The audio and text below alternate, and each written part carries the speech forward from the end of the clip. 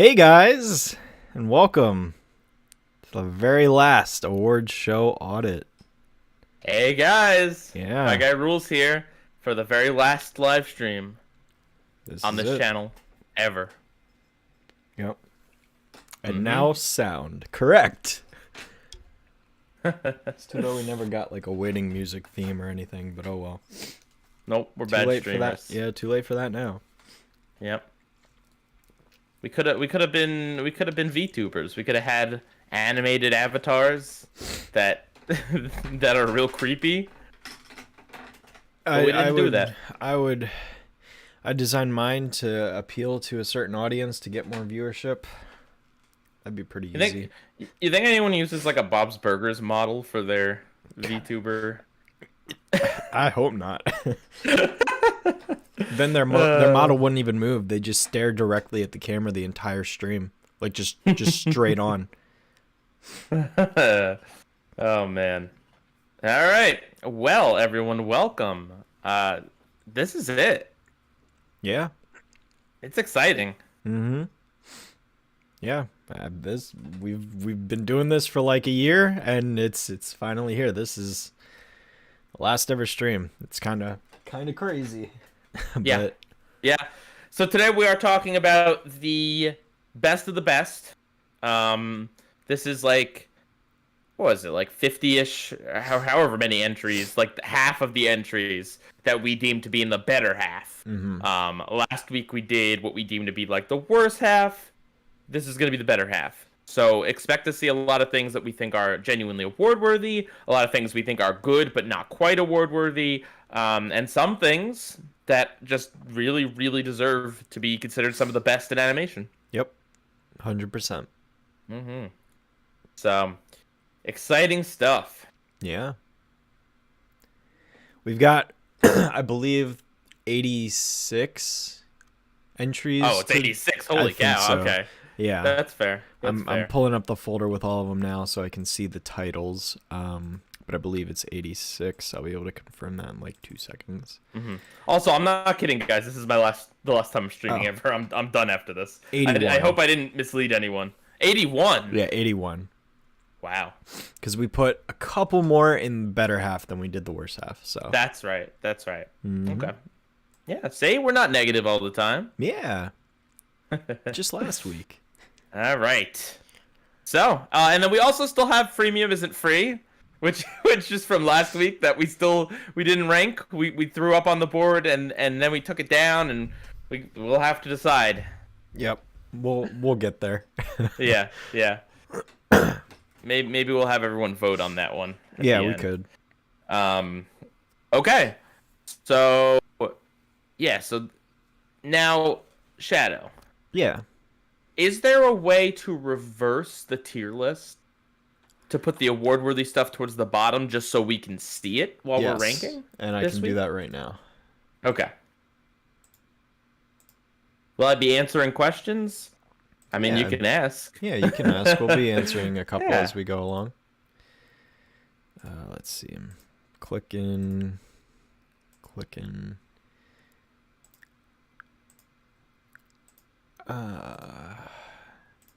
I'm just gonna inverse the whole tier list, so we can get started on the first one while I'm still doing this. If you want. Inversing it. Inverting, whatever the proper grammar is. Okay. Well, anyway, just as a quick refresher, we have a few different tiers. We have the top tier, which is the most award-worthy, which is like the best of the best stuff. We have a tier that's just award-worthy, which is stuff that we definitely think deserves an award, but maybe isn't literally the best. We have an award-worthy on technicality, which is things that we acknowledge that we don't really like, but like they do something special. Usually they're like visually really impressive in one way or another. Then we have a good but not good enough to be award-worthy tier. We have which are just episodes we enjoy, but we don't think did anything that deserved the award. Mm-hmm. Then we have, what is it, meh? Yep. Next, meh. We have bad, and then we have yikes, which is just the yikesiest yikes that's ever yiked. And then at the very end, we also have we're just disqualified. I don't think there's going to be anything this time on disqualified, but we'll see. So far, we've disqualified like an hour-long space documentary that's not animated. We disqualified a compilation of a bunch of animated shorts from all different years made by all different people, and we've disqualified a lightly animated podcast. Yep. So, but yeah, it's most likely there won't be, at most maybe one thing we turn around on, but I expect everything to be towards the upper half, which is now the bottom. But yeah, cool. No, it should be a good show. So I hope you've all been looking forward to it. Yeah, and so what did you reversed the whole thing? Yeah. I was just gonna put the award. Why don't you put the award-worthy part in the correct order, just at the bottom? No, I can do that. Okay. We're reversing it just so that we can see the top part of the tier list, just because today we're most likely going to be dealing with that. Although, who knows? There might be some stuff that goes in the bottom, but here we go. Okay. All right. What's first? All right. First up, we've got the South Park episodes 200 and 201, the band episodes that we talked about. Yeah.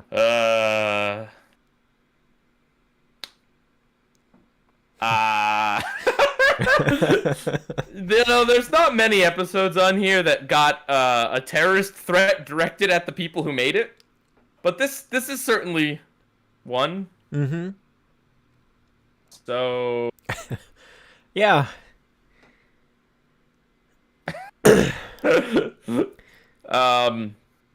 I don't know. What are you feeling on this? I'm trying to remember what all happened in the actual special, because the thing I do remember most is us talking about the history behind the episode and what happened, rather than what actually happened in it. I guess that kind of overshadowed the quality of the episode.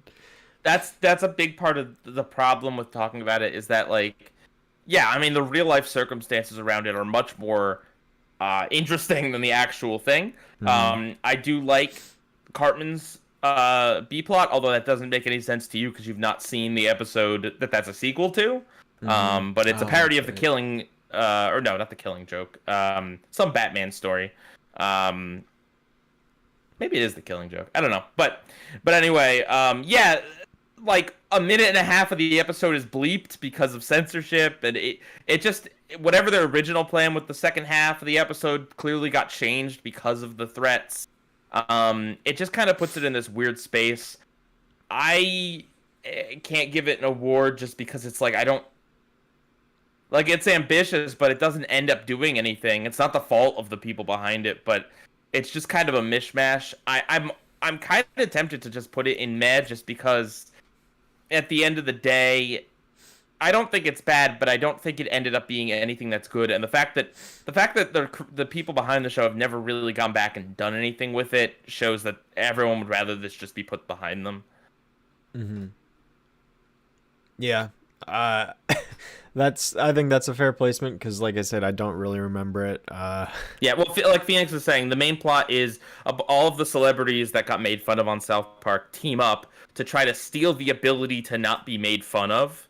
Like, it's meta and it's clever, but it's just, again, it's like, it's so mired in the controversy, and it's so censored, and it's so weird that I don't know. It's sad, because I definitely see an alternate world where this was award worthy even, but I'm happy putting it in meh. Okay, we'll go with that then. Yeah. So, but yeah, I mean, the story behind that episode is very interesting, and if you're a big fan of South Park, it's definitely worth a watch. There's like a lot of fun continuity stuff for you. But yeah. Okay. Next up, we've got a big piece of garbage. And it's a big piece of garbage. Yikes tier. We're done. Burgers. Yeah. No, just kidding. A big piece of garbage. This is the Futurama episode where there's like a meteor full of garbage hurling back towards the Earth, because back in 1999 or 2000, the city of New York decided to hurl its garbage into outer space. Yep. This is an environmental episode. I think it deserves the award category. It's certainly not the sharpest episode of Futurama, but it has a good message behind it, while still being funny. Like it's got jokes in it.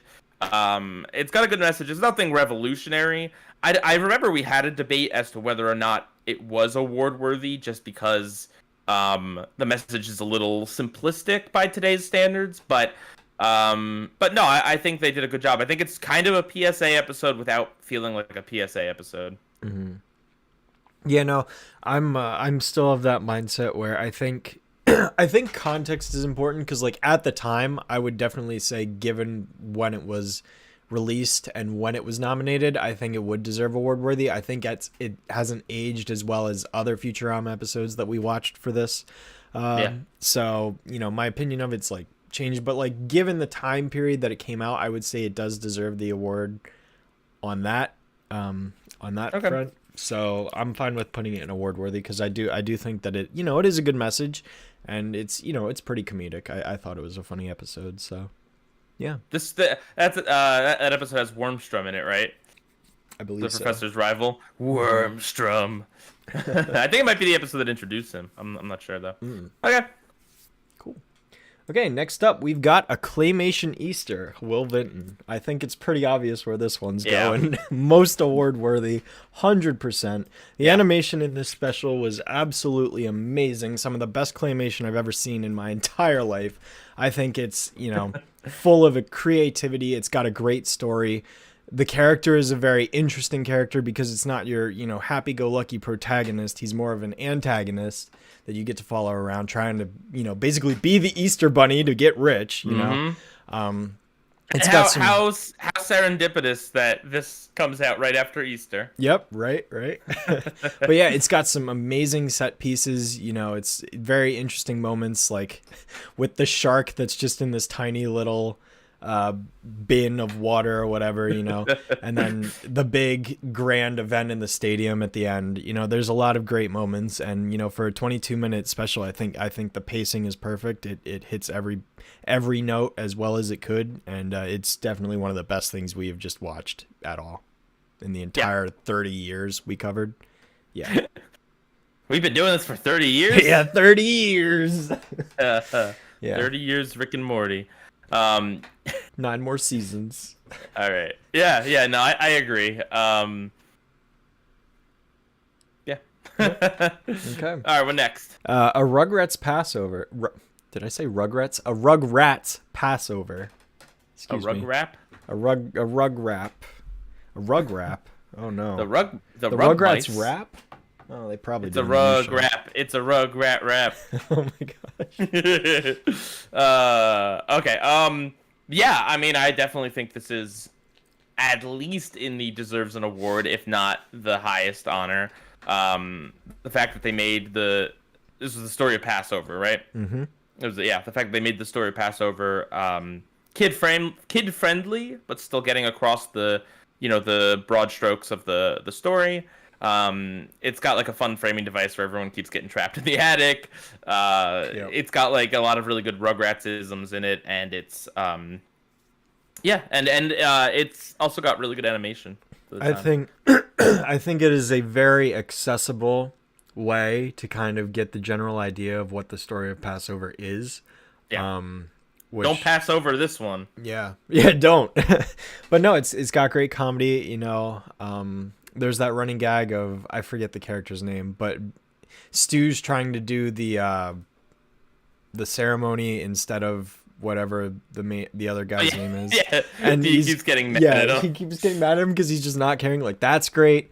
There's them getting locked in the closet, which is great. You know, or the attic. Angelica the tyrant. Yeah, and it's really fitting. It's a good way to kind of put the babies as characters into the story in a fitting way. So, you know, I think it's great. I'd put it in most award worthy, honestly, because it's one of the most unique things we've watched. I mean, how many other animated Passover episodes are there? Period. You know, it not only is it one of the only ones that does it. Later.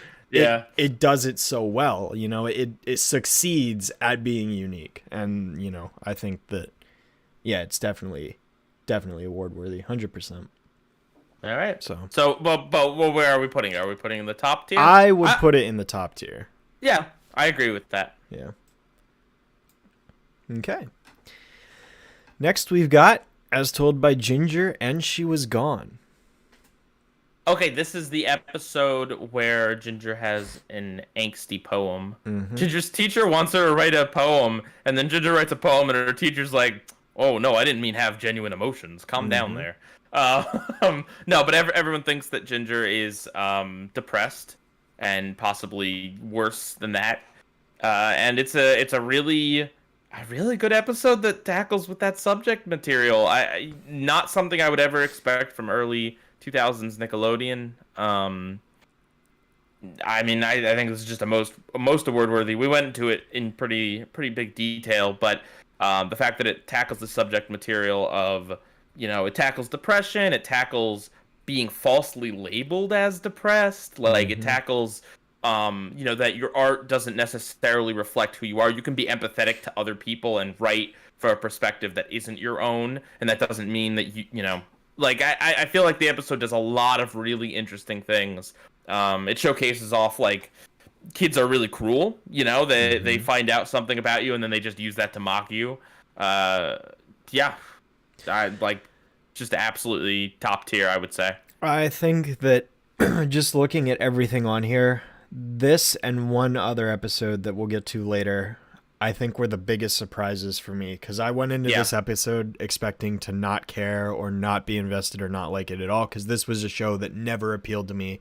The art style turned me off, and just to kind of sit down and watch this episode, it completely blew me away. I did not expect something this great to come from this show, and I would, for all the reasons you listed, I'd absolutely put this in top tier. This is, again, one of the best things that we watched. Just, it's so well written, so concise and coherent, and it tackles a very good subject matter in the best possible way. So, yeah. It's also one of the rare things that we put very highly that doesn't get helped by its visuals. There's nothing wrong with the As Told by Ginger episode's visuals, but it doesn't do anything ambitious. It doesn't do anything different really with the art or anything. Yeah, I mean, it does have the black and white sequences with the poem when she's reading the poem with the doll, which kind of mixes things up. And there are some those opening shots, those establishing shots through the town that were pretty interesting. But yeah, you're right. For the most part, it isn't super incredible. Well, what I'm saying is I think it earns its place just on subject matter and the way it tells its story alone, basically. Yeah. So. Okay. Next up, we've got The Simpsons, Angry Dad the Movie. Is this the Wally with a Gun episode? This is the Wally with a Gun. Most award-worthy, highest tier, Wally with a Gun. No other episode that we've talked about out of the 30 years had Wally with a gun. It's the best. 10 out of 10.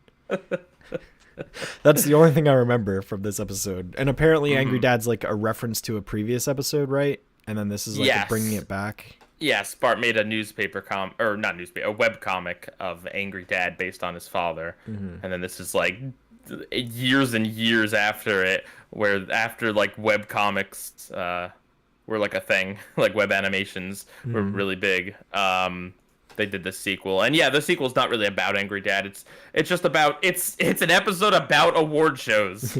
Mixar, that's right. Yeah. I don't. Should we make a Wally with a Gun tier? Will you be serious for a second? Come on. Okay. No, because there's definitely a lot to talk about with this episode because it.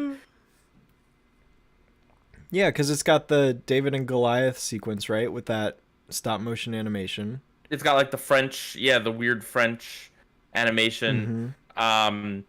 It's got a lot of cool sequences, but at the same time, the story of this episode is really dumb. It's the story is that Homer hogs the glory at all these award shows. Really, that's a relatable storyline for everyone. That's I don't know. It's such a weird idea for a plot, and it's that doesn't even happen until the last third of the episode. I mean, to be fair, there was a recent award show where glory was taken by one person because of something and everything else got completely overshadowed, so I think everyone could relate more to this episode in that way now. Maybe. But yeah. I don't know, where do you want to put this one? I wouldn't put it in the most award worthy, and I don't know. I kind of mean, want to put it in deserved by technicality because animation wise, like it does have a lot of interesting sequences. But I do agree that like the actual story. There's also the stupid Ricky Gervais, like minute of Ricky Gervais talking and rambling, and it's just like horribly not funny. Yeah. Yeah. Several nominees have taught me that he is not funny. But yeah, no, I'd probably put it in deserved by technicality, just because like it does do a lot with those animated sequences, and I think some of the whole Mixar thing is pretty funny. And Wally with a gun. Okay, that's fair. Yeah. Okay, next up we've got Powerpuff Girls, Beat Your Greens, and Down and Dirty. This Powerpuff show. Yeah. I don't know about it. Well, no, I'll be honest. As far as the Powerpuff Girls goes, I don't think this was the best choice for this season of Powerpuff Girls to be nominated. But I think that both episodes. Yeah, I'll just come out and say it. I think it's good, but not good enough. Like, I think both episodes are good. You know, I enjoy the story of. Oh, go ahead.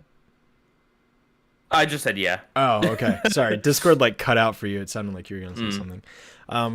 No, I mean both episodes, you know, one is about the girls fighting alien broccoli, which is like it's silly, it's fun, you know, it's fitting for an 11-minute cartoon episode. It's an important message about eating your vegetables. Yeah.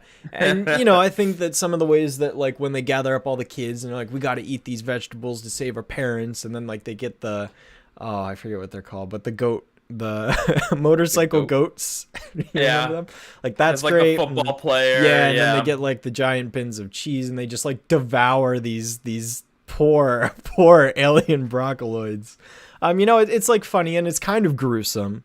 And then Down and Dirty is like it's kind of a gross out episode. You know, it's a little excessive. There's some good jokes in there. Good action. But yeah. But I don't think that this, especially for the Powerpuff Girls, really does anything that breaks the mold. I don't think that it's super big or, you know, incredible. The animation doesn't do anything really stand out from other episodes. So I don't know. I think it's good again, but I would not say this is award worthy. And that's coming from the Powerpuff guy. So yeah, I think that's fair. I mean, I don't know. Powerpuff Girls has such cool animation on its own generally, but it is a bit of an oddball pick. Yeah, I'm happy with good, but not good enough. Yeah, because I think it succeeds at what it's trying to do. It's just trying to be simple. You know, there's simple stories, simple morals. It's nothing super complicated, and it succeeds on that front. You know, they are both moral episodes, aren't they? Yeah. There's another moral episode we'll be getting to later. Hey.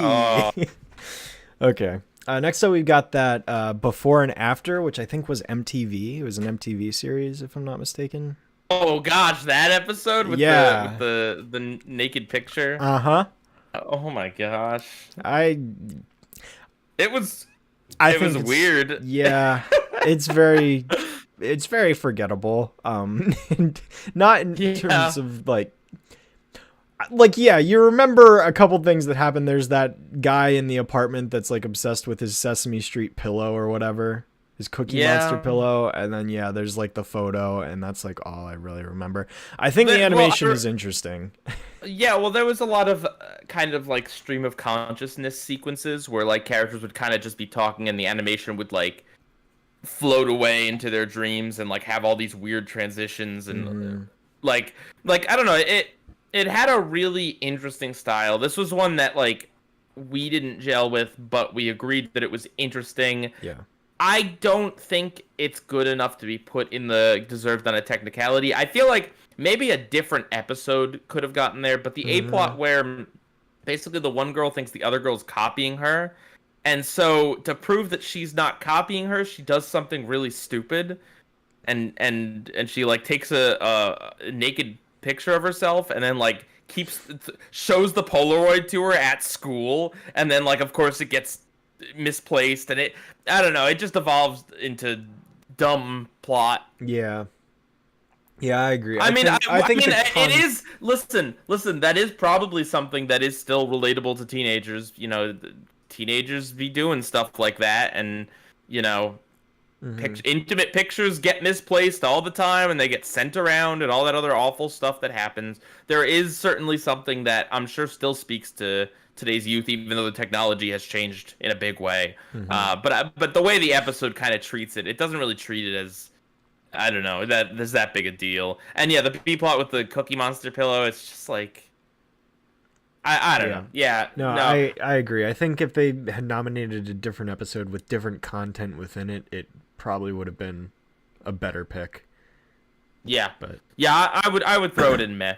That's where I would put it. But with the caveat that it does have like an interesting-ish style, and I can tell it's the kind of show that some people would very much vibe with. Like it's, MTV did a pretty good job at having a lot of really offbeat and weird shows, and like some of them, like Daria or oh gosh, the Clone High. Some of them, like those shows, like really speak to me and like I can gel with, and then others I can't. So yeah. Okay. Next up, we've got the Simpsons episode Behind the Laughter. This was that documentary episode based on what was it? You sounded pained to say the word documentary. Well, listen, man, I get flashbacks every time I think of that word. So. Oh man. But yeah. Speaking of MTV, right? This is a Behind the Music, or that might have been VH1 actually, but Behind the Music parody, but instead it's The Simpsons, and the idea is that The Simpsons are real people, but they are also putting on a show, and so it kind of blurs the line between, the characters are actors versus the characters are real life. It has some meta commentary on, like, the show, how it's changed over the years. It's got just kind of like some just general funny things, like Homer changing MC Hammer's house to Homer's house, like by hitting the metal sign. There's just like a lot of interesting stuff, good callbacks to the show, a fun style. I would definitely say this is award worthy for sure. Yeah, no, I agree. I definitely liked the presentation. I thought it was a great parody. And even though I didn't see the original show, I could definitely tell with just all of the things that this one did with the framing and the cutaways and those weird transitions that cut to like those random objects or whatever. Like I could definitely tell that that was all in service of what it was parodying. Yes. So the fact that we've never seen that show. I think I've seen a few clips. Like I have some reference, but it's not like Behind the Music was something that I watched and knew about really. So I think even not having that frame of reference, I think it still works very much on its own. Yeah, definitely. So yeah, I'd give it award worthy. Okay. Next up, we've got the South Park episode Best Friends Forever. All right. So this is the episode in which Kenny is like basically brain dead and he's put on life support. And it's a big debate over whether they should pull the plug on him or keep him alive. What would Kenny have wanted? All this stuff. Plus, it also has the plot where Kenny was chosen by the angels to lead their army against a bunch of demons from the underworld by using a PSP as like a way to control the army.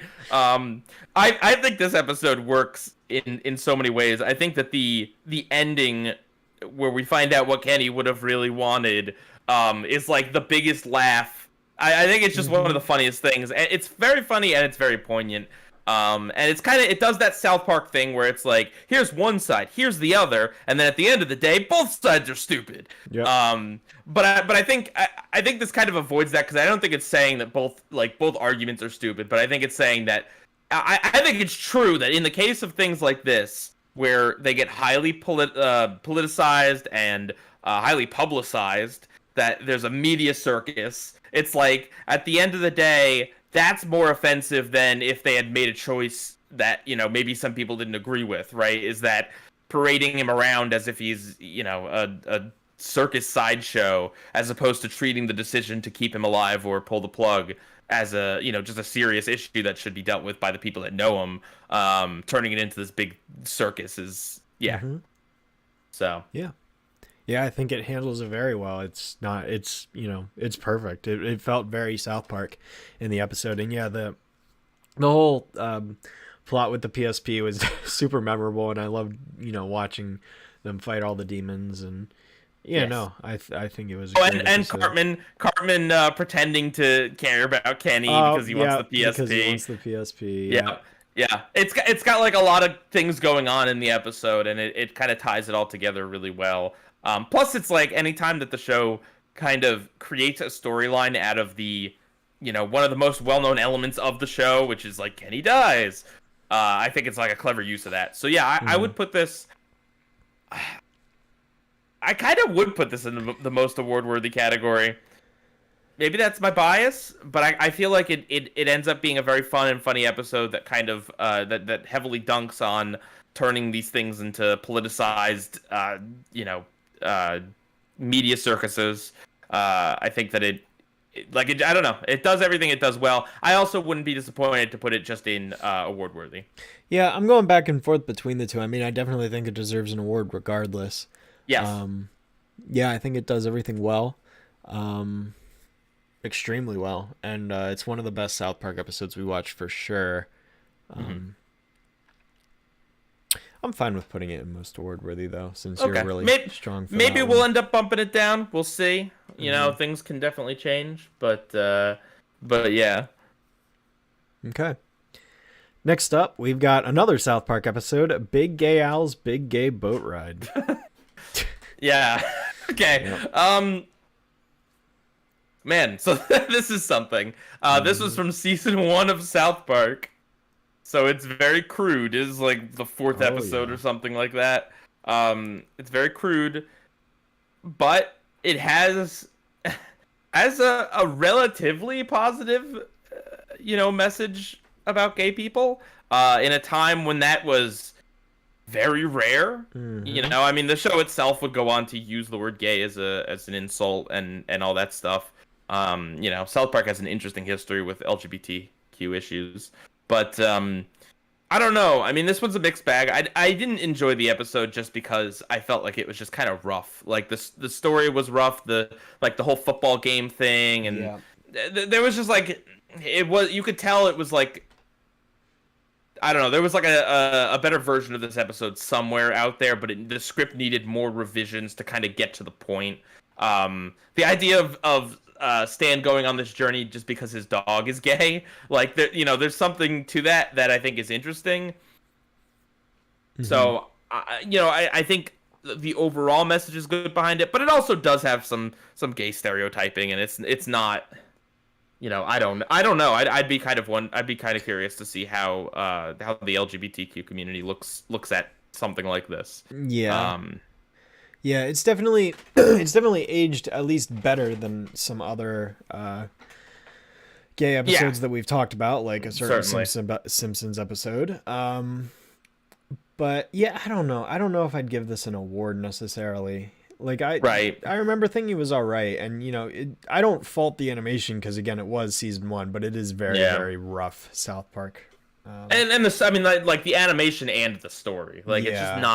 it's not tight. It's like they spend so much time on things that are just like Hmm. chef and because chef's the coach in the episode, and he's like coaching them, and he's like, no, you don't get a helmet, and it's just like Yeah.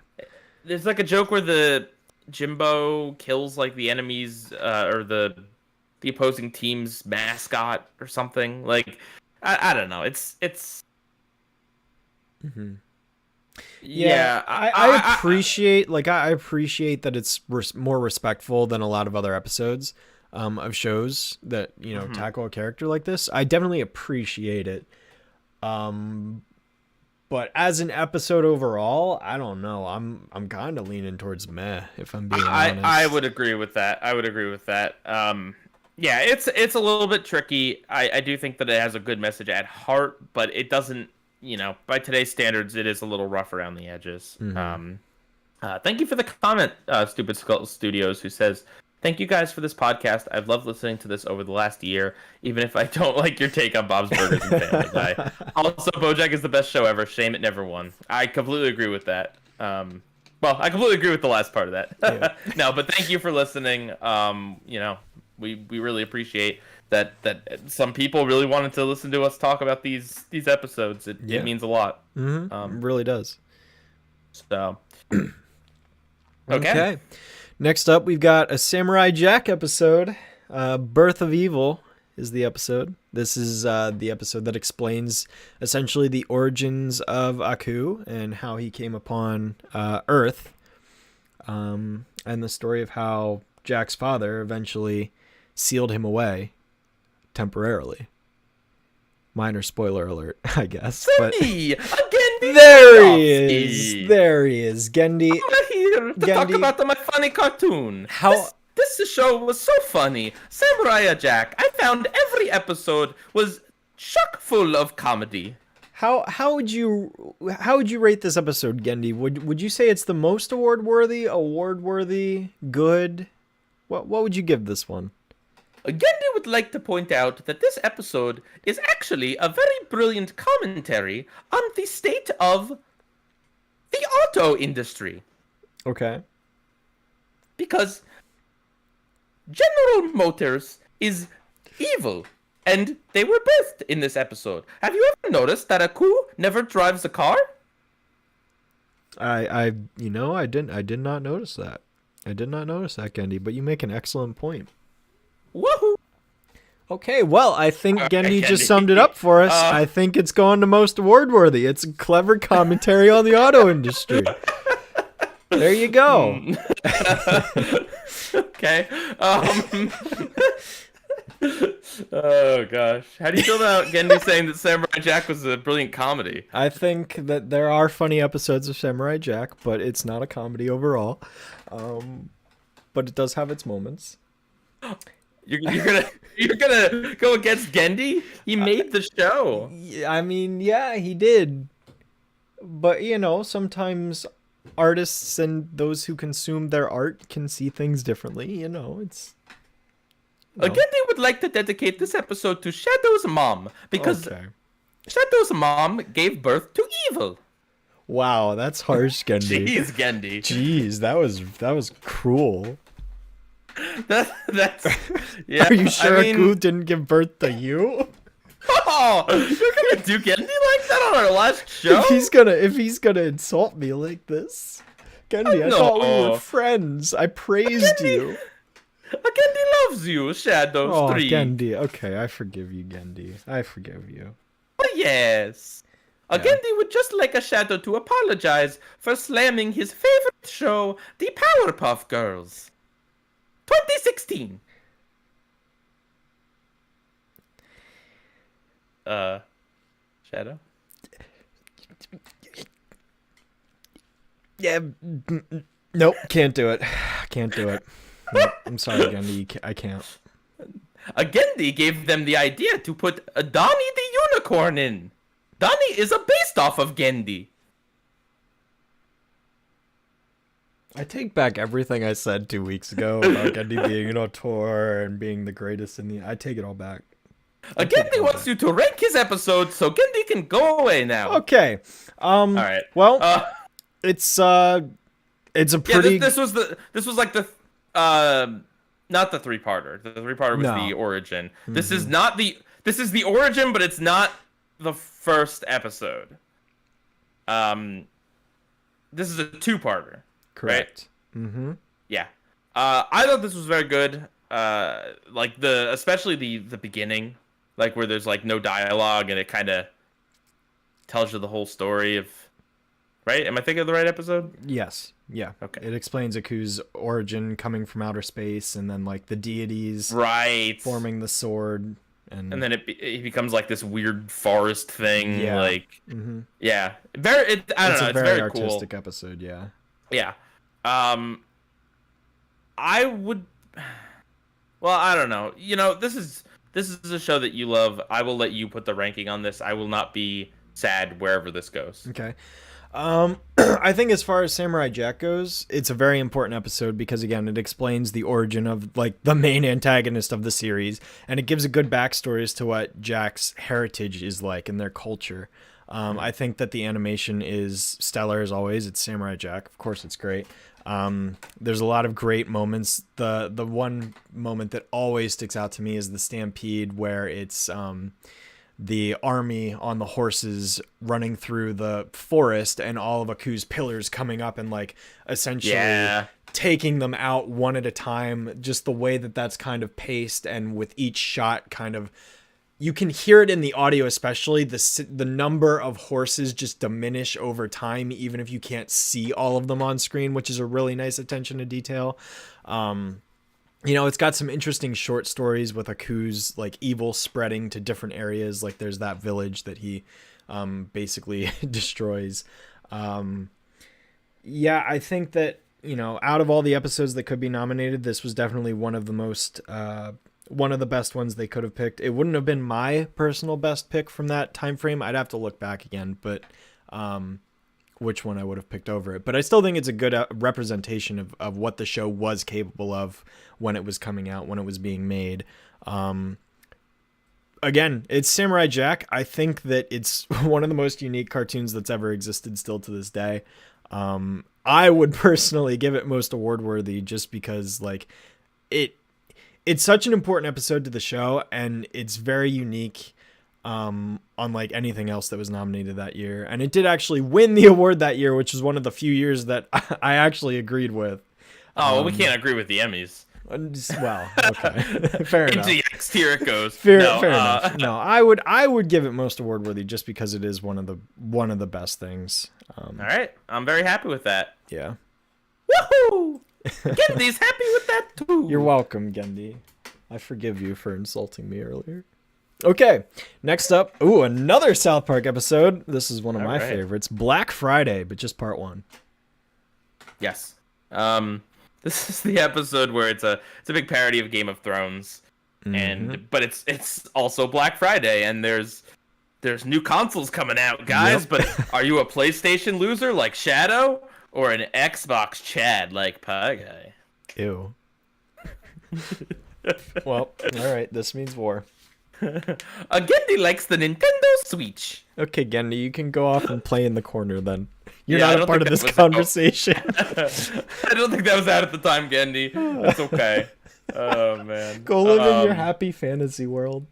No, I'm PC Master Race now.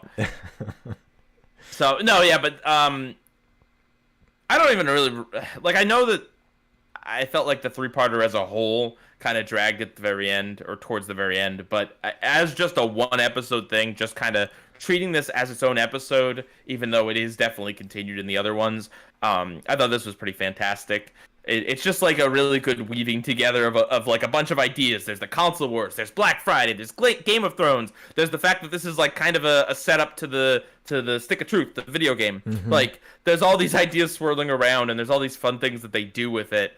You didn't even get to see the Red Robin wedding. No. Oh man.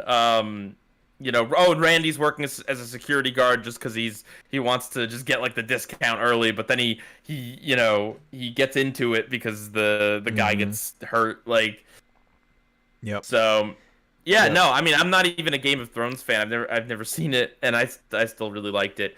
I don't know if I would say it's award worthy, but I would at least say it's a good episode. I have a very strong personal bias towards this episode because it basically does everything. It's everything I like. Like, well, it's not everything I like, but I mean, it's got the console wars. It's got Game of Thrones, Black Friday, which I love because I love sales and I love buying things on sale. And it's got, it ties in the video. Like, this episode has so much in it for just being a 22-minute episode. It's funny to see an episode about the console wars that is specifically like Xbox and PlayStation. They don't even have like parody names. It's just Xbox and PlayStation. Mm-hmm. Yeah, just straight up. And it's such a real divide because people on the internet, I remember back in school when it was like the 360 and the PS3. I remember my school was so divided on that. Like there literally were wars over which console was better. So like, it's a very big thing in like the gaming industry to like compare consoles and argue over it. I believe they address it in the episode, but it is very true that like what you buy dictates like your friend group because you can't play online. Like Yes. crossplay now is a bigger thing, but even now, crossplay is far from universal. And it was like unheard of back then. I don't think there was any crossplay.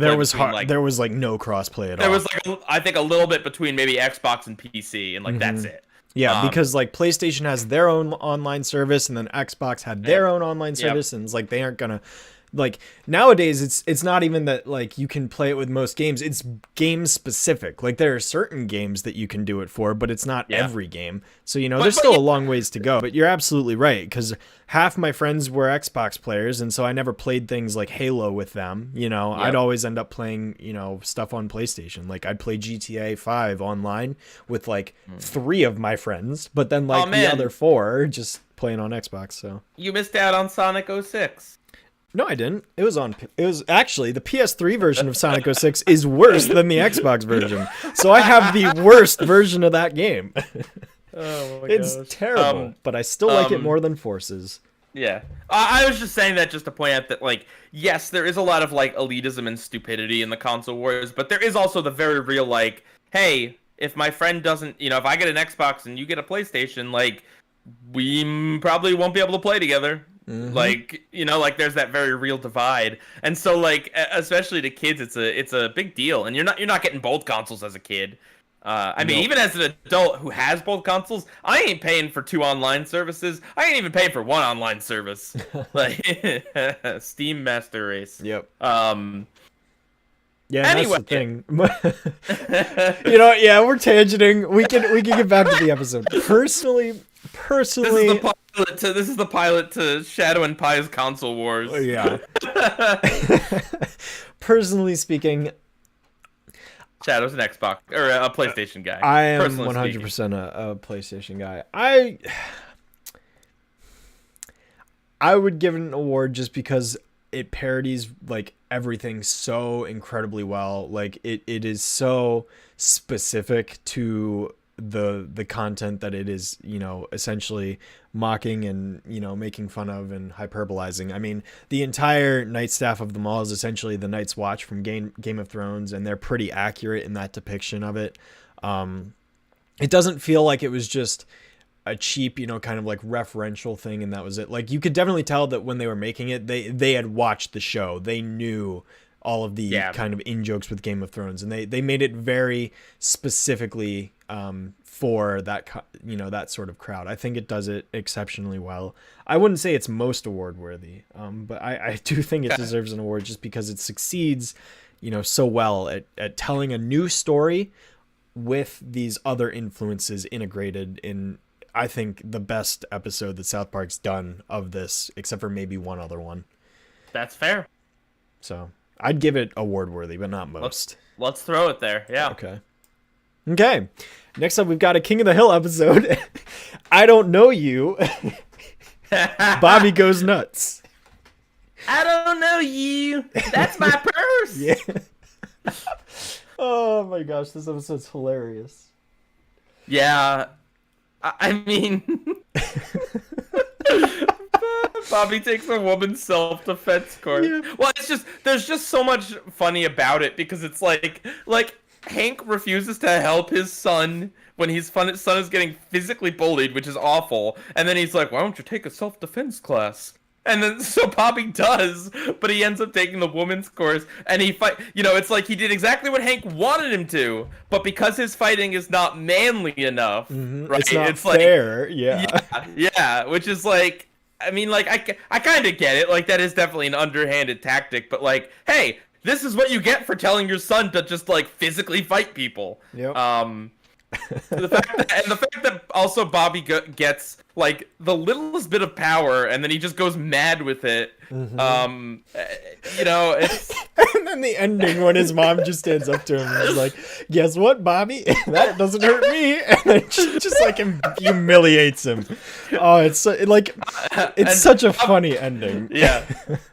Bobby and his Game Boy. Yep. Yeah. It's Bobby's team Game Boy.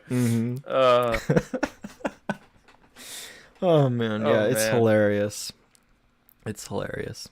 And yeah, Did the you voice know of that- Bobby's did you- Pajama Sam. Yeah. I don't think we've ever said that before. No, we've never said that. No. No. Pamela Anderson. Different Pamela. Nope, it's Pamela Anderson. Oh, okay. Yep. Man, yeah, a lot of video game consoles we've talked about so far. PSP, the PlayStation. It was PlayStation 3 and 360. No, Or was it Black Friday 4? was 4 and 1. Okay, 4 and 1. Yeah, that's right. Stupid 1. Yep.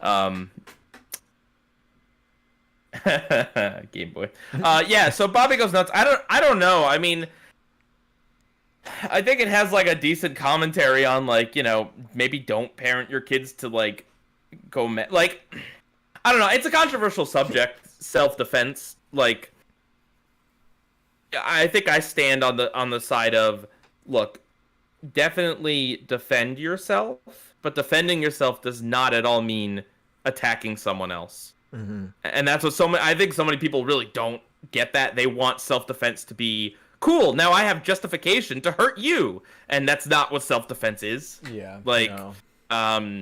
but you know, because Hank is very old school, very like, you know, well, if the bullies are beating you up, you gotta beat them up back. I don't want my son to be a wuss. You know, like. Yeah. Yeah, no, I don't know. So I do think it does kind of deal with an issue that is still relevant. But it's certainly not the most moral heavy episode. And honestly, like, a lot of the amusement really does come from just the fact that it's Bobby kicking people in the crotch. Like, that's not, it's good. I think I'd put it in good but not good enough. That's exactly where I'd put it. Yeah. I really do like this episode, but yeah. Yeah, I think, like, again, I think it's hilarious. Yes. Absolutely, but Well, I don't know. I mean, does it deserve an award for just being real funny? I don't know. I don't know. I don't know. I don't know. All right, we'll put it in the good but not good enough now, but at the end when we reorder that, we may revisit that. Okay. Sound good? Sure. All right, next up we've got Powerpuff Girls again. Bubble Vicious and the Bare Facts. Season 1. Season 1. So yeah, Powerpuff Girls. we're put into like I think a pretty similar predicament because, yeah, I mean, well, okay. So Bubble Vicious, I think, is just a very good episode. It's just very funny. It did a really good thing for Bubbles' characterization. But the Bare Facts is the one that has the interesting art style shifts, the interesting point of view perspective, the, I guess, funny joke at the end. Yeah. So yeah, I mean, I would probably put this in deserves an award. I would put it in award worthy, and I think that this pairing is one of the best choices they could have picked from season 1. Another episode I could have seen being nominated was Uh-Oh Dynamo. But I think that this episode was still a solid choice. As far as Bubble Vicious goes, like, I think it's representative of, as for Bubble Vicious specifically, is a very good representation of what the action in the series was capable of, especially during season 1, because it's very over the top, especially when Bubbles is in the simulation room fighting all of the giant monsters. It's one of the most violent moments of the entire show. I mean, she literally rips the spike off the head of one of the monsters and jams it back through its throat in such like a brutal way. You know, she's beating the other tar out of them, and then it's funny seeing her escalate to such a ridiculous degree. A dude steps on one blade of grass and gets like just the snot beat out of him, you know. And then obviously Mojo captures her and turns the dial up to 11, and she just takes it. And then, you know, it's incredible, and it shows, you know, there is a tough side to Bubbles. It's a very important character episode for her specifically. And then of course the Bare Facts is obvious. Oh, sorry, go ahead. No, it was also the episode where the Powerpuff Girls meet Fred Flintstone, Yogi Bear, and oh my gosh, and George Jetson in non-canonical Cartoon Network special. That was a bumper. That wasn't in the episode. No, it happened. It happened in a bumper. Want me to ask Gendy? I'll get Gendy out here. No, that's okay. He'll be back. Gendy invented Primal Screen, which did the animation for all of those shorts. Okay, thank you. I want you to know everything Cartoon Network put out is canon, including the Sea and City shorts. I mean, I'm not going to complain with that. But yeah, and then there's the Bare Facts, which is a very great episode at showcasing each of the girls' distinct personalities and the way they tell the story of them rescuing the mayor, both visually and through dialogue and audio cues. I mean, the music especially is very prevalent because each girl has their own theme playing during their portions of the episode, and then obviously like Bubbles is told via crayon drawings, Buttercups is more like dark and edgy, and then Blossoms is like this pink filter over it and is very limited in the animation, but still very Blossom-esque. So, you know, I think it's definitely award worthy because it succeeds and it tells a very great story. And I love that the Bare Facts is told from a first person point of view the entire time. You know, there is that one moment where the screen goes black for about a minute and you just hear audio. And I remember thinking my TV was broken when I was younger. But aside from that, which is like the only complaint I could really give, I think that it's a solid pairing, one of the best of season 1. And deserves an award. Okay. Yeah, I'm happy with that. I mean, it's also, you know, the first time the show was nominated, it's certainly got its own unique style that, like, you have to take that into consideration sometimes. Like, it's hard because I don't ever really want to just be like I don't agree with the awards given, like, this is the series finale and we're going to give it an award because the show was good, right? Yeah. Like, that's not what the category is. There's other award shows and other things that can give an award for a show as a whole. But in the case of, like, a first time it was nominated, Powerpuff Girls came out of the scene, and it is very stylistically different from anything that had been seen at that point, and I think it deserved recognition for that, at least. And yeah, good episode pairing, very solid, and yeah, very good in that, like, Bubblevicious is very much like a very, very, very good top tier, like, normal episode, and Bare Facts is a experimental episode, and so you kind of have the best of both worlds. It's like, here's the show kind of at its peak in season 1 in terms of, like, comedy, in terms of action, in terms of the stuff that it normally does, and then here's something that's completely different. Yep. Yeah. It's a great pairing. It's definitely one of the best of the season. Okay. Yeah, I'm happy with that. Okay. Next up, we've got a Bob's Burger episode that we actually liked. Burger Boss. This is the episode where... video games! Shadow and Pie like video games! Yeah! This is the episode where the dude across the street beats Bob's high score on an arcade cabinet, and then Bob spends his entire life trying to beat it, but can't. And then... he takes drugs. Yes. He takes drugs, and then he thinks that the kids at the local arcade are the characters from the game. Yep. And starts chasing them around. He ends up at, like, a really fancy gala type thing, like, running around like a lunatic. Mm-hmm. Oh, man. Yeah. Yeah, it's good. It's got an actual, like, edge to it that I feel was really lost with the show at some point. This is a very early Bob's Burgers episode. This is what, season 2 or 3? I believe it was 2, yeah. Season 2, yeah. I liked it. I think I would probably put it in good but not good enough. Mm-hmm. I really did like it. I didn't think it did anything too crazy. It had some kind of cool video game animation. Like, it was very authentic, I guess, to what arcade games looked like. Yeah. But I don't think it does anything that's, like, revolutionary. Mm-hmm. That's kind of where I'm at. But no, this is absolutely a good episode of Bob's Burgers. We don't just hate the show to hate the show. It just, and this one felt more dynamic. Like, it felt like there was more going on, you know, characters running down the street frantically chasing each other. It felt more like an actual episode of a cartoon and not a slideshow presentation. Yep. Yeah. Exactly. Yeah. Okay. I'm in agreement with that placement. And yeah, no one was stuck in the toilet in this episode. No one was having diarrhea. Yep. No one had butt worms. I don't think Tina even mentioned boys. Maybe she did. I don't know, but she probably didn't. Who knows? Oh, I'm sorry. He did a good job. Yeah. Okay. Next up, we've got the Dexter's Lab pilot changes. Based this one off of the Elton John song. Oh, okay. Okay. Andy, don't you mean what was his name? The guy that was on Elena of Squarepants. Didn't he do the Changes song? David Bowie? You know, I mean, Gendy could have said any music artist, and I would have believed him, because as we've clearly learned during the 90s portion of our show, I don't know anything about music. I based this one off of the Naked Brothers band. Okay, well, that one I don't believe, actually. Oh, gosh. Okay, They made Crazy Car, though. I know that one. yeah. Long distance relationships will kill you, Oh, okay? yeah. Hardcore wrestler with inner feelings. Oh, man. You guys, we're going to do our Naked Brothers Band rewatch podcast after this. Tune in. Oh, yeah. Do you remember Banana Smoothie? I remember Banana Smoothie. That Oh. was a song, too. And Rosalina, that was a song. Yep.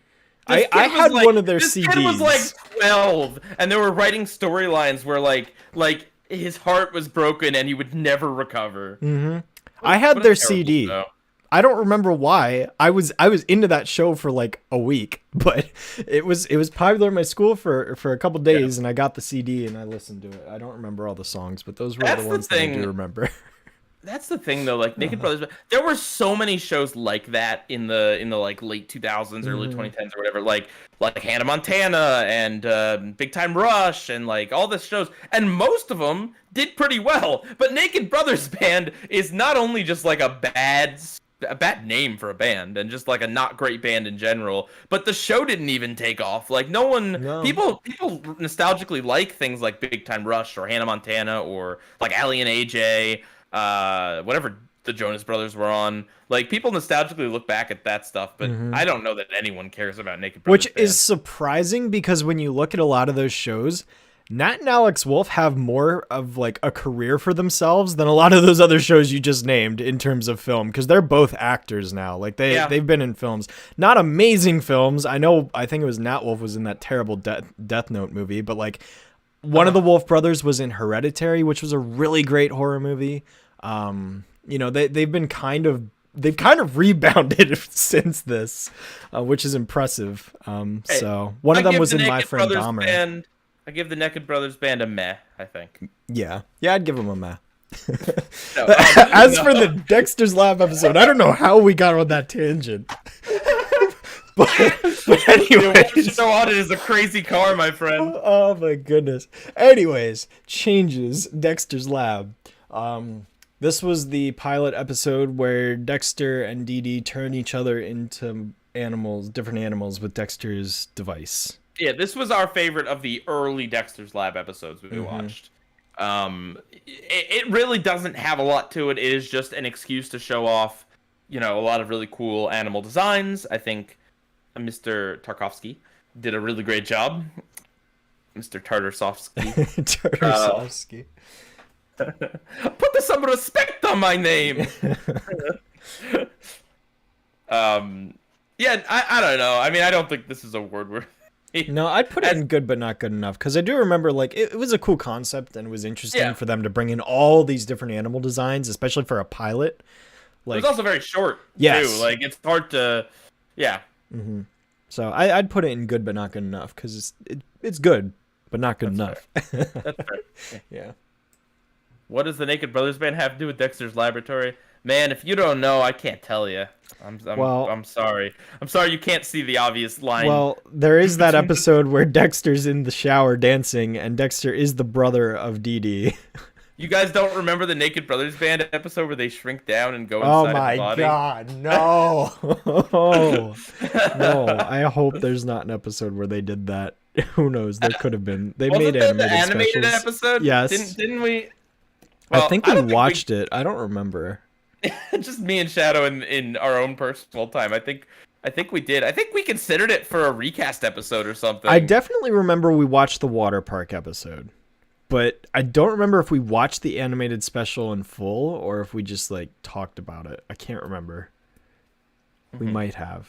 I was still in college when we had that call. So did we? Yeah, dude, that was almost 4 years ago. Don't talk about time like that. Oh, okay. All right, what's next? Chasing Bobby, King of the Hill. This was the one where Hank needed to get a new truck, and he didn't want to. Yeah, this is going straight and good, but not good enough. I thought this was an entertaining, enjoyable episode. The fact that like Hank, I mean, it did do some interesting things with like Hank can't say how he feels to his son, but he can kind of say how he feels about his truck.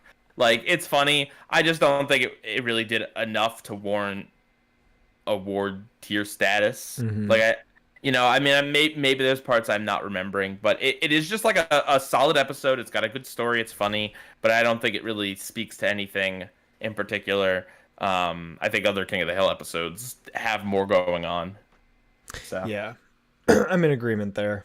I'm in agreement there. I don't really have a lot more to add to that one, honestly. It was good, Cool. but it wasn't super standout. So, good but not good enough. all right. Oh, Dang it. there. Dang it, Why buddy. you guys didn't put my show in good and award worthy? I made Beavis and Butthead. Oh, man. I'm the judge. Well, Mike Judge is here, everyone. I was hoping this wouldn't happen, but I guess he's Hello, here now. everybody. I'm Mike Judge, and I got one more thing to say. Dang it, Shadow. What did I do? All right, I'm out. Oh, okay. Bye. Bye, Mr. Judge. Mike Judge sounds vaguely like Bill Clinton. Just a little bit. Just a little bit. Okay, next up, we got another South Park episode. The episode Chin Pokemon. This was the episode where they parodied Pokemon because Pokemon was a really Yes. big trend when this episode came out. And now, Yep. Yeah, I think. you say that like, yeah, Pokemon was one of those passing fads. Yeah, well, that's what the episode sure thought, and boy, were they wrong. Yeah. But what they're saying about trends in general is still true. It still holds true. It just wasn't true it about just Pokemon. wasn't true about this specific thing, because this thing continued to blow up for decades. Yeah. Good but not good enough in my mind. It's a funny, entertaining episode, but like I don't know. It's more silly than anything. I don't think it has a lot of like serious things to say about Pokemon or fads really. It's mostly just like, yeah, from the outside parents don't get it. Once parents are in on it, then it becomes lame, and that's the best bet at getting your kids to not do something. Exactly. So, yeah. Okay. Next up, we have the Avatar episode City of Walls and Secrets. Ooh, yeah. Yeah. Yeah, that's a top tier episode. Absolutely. Yeah, it's Yeah. Avatar. Come on. There is no war within the walls, and there is no war about our feelings on this episode. Yep. I don't really think there is even a lot to say. Like I feel like we went pretty into detail when we watched it. Avatar is just one of the best cartoons of all time. Period. Like even now, question. what are we? We're coming up on 20 years later from the show starting, and it's still just like fantastic. You could pick almost any episode of the show for a nomination, honestly. 100%. Yeah. So, Yeah, one of the best things Nickelodeon ever made. absolutely. Okay. Oh, we do have a $2 super chat from Tim Whitfield really quick. Either of you remember watching Nick on CBS? Nope. I do not. No. I had Nickelodeon, so I didn't need to watch on CBS. Yeah. I remember I think the SpongeBob stop motion special aired on CBS, but I don't think that was a part of that block. I vaguely remember the promos, and I vaguely remember seeing like ads for it, but I don't think I'd ever seen it. Yeah, Avatar's 17 years old when it started. Like, you know, I mean, Legend of Korra ended in what, like 2015? So it's not like it's 2015, yeah. 2014. Okay, well, yeah. Wow, we're coming up on 10 years of that show being over. I think it started airing like 10 years ago, a couple days ago. I think I saw like an article or something. 2012. So, yeah. Wow. Okay. Oh man. Okay. Next up, Adventure Time. Come along with me. This Speaking was the of finale. speaking of time being an illusion.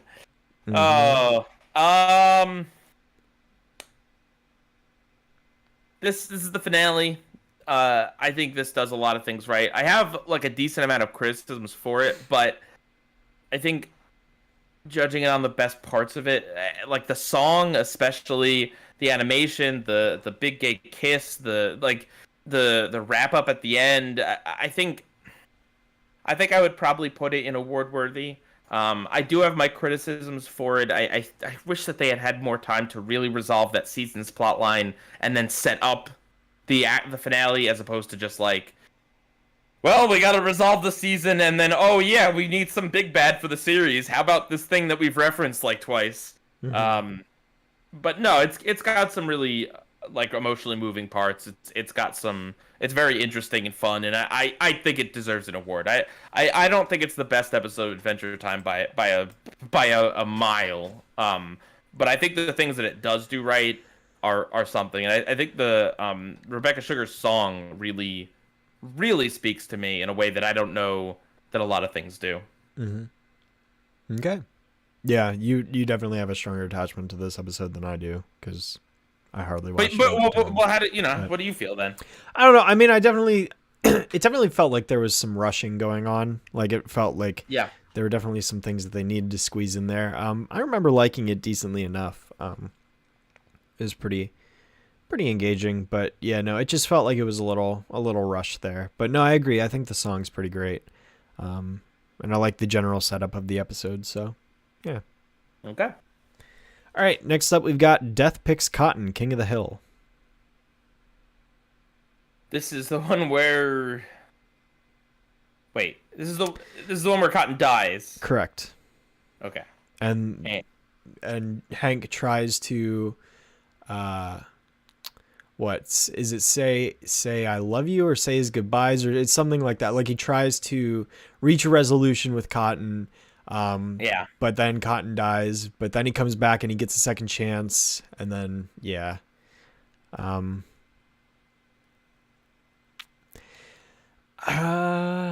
don't know. Looking back on this one,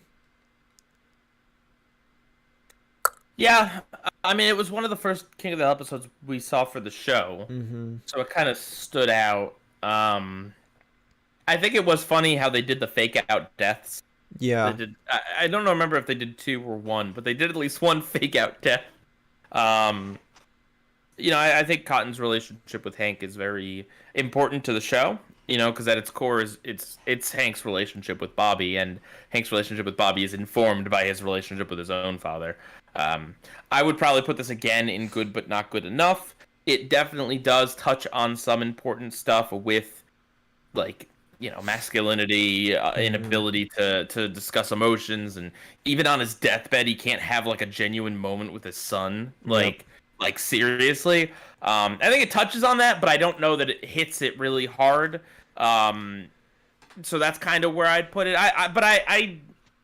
I could also see it going in the award-worthy category, because I do think it was good, and I do think that is an interesting topic.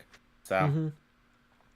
I'd personally put it in good but not good enough now that I think about it, just because I don't, I think it definitely talks about the subject matter in a good way, and I do kind of like the resolution with, Peggy essentially, I mean, I forget if it's implied or if she truthfully lies to Hank.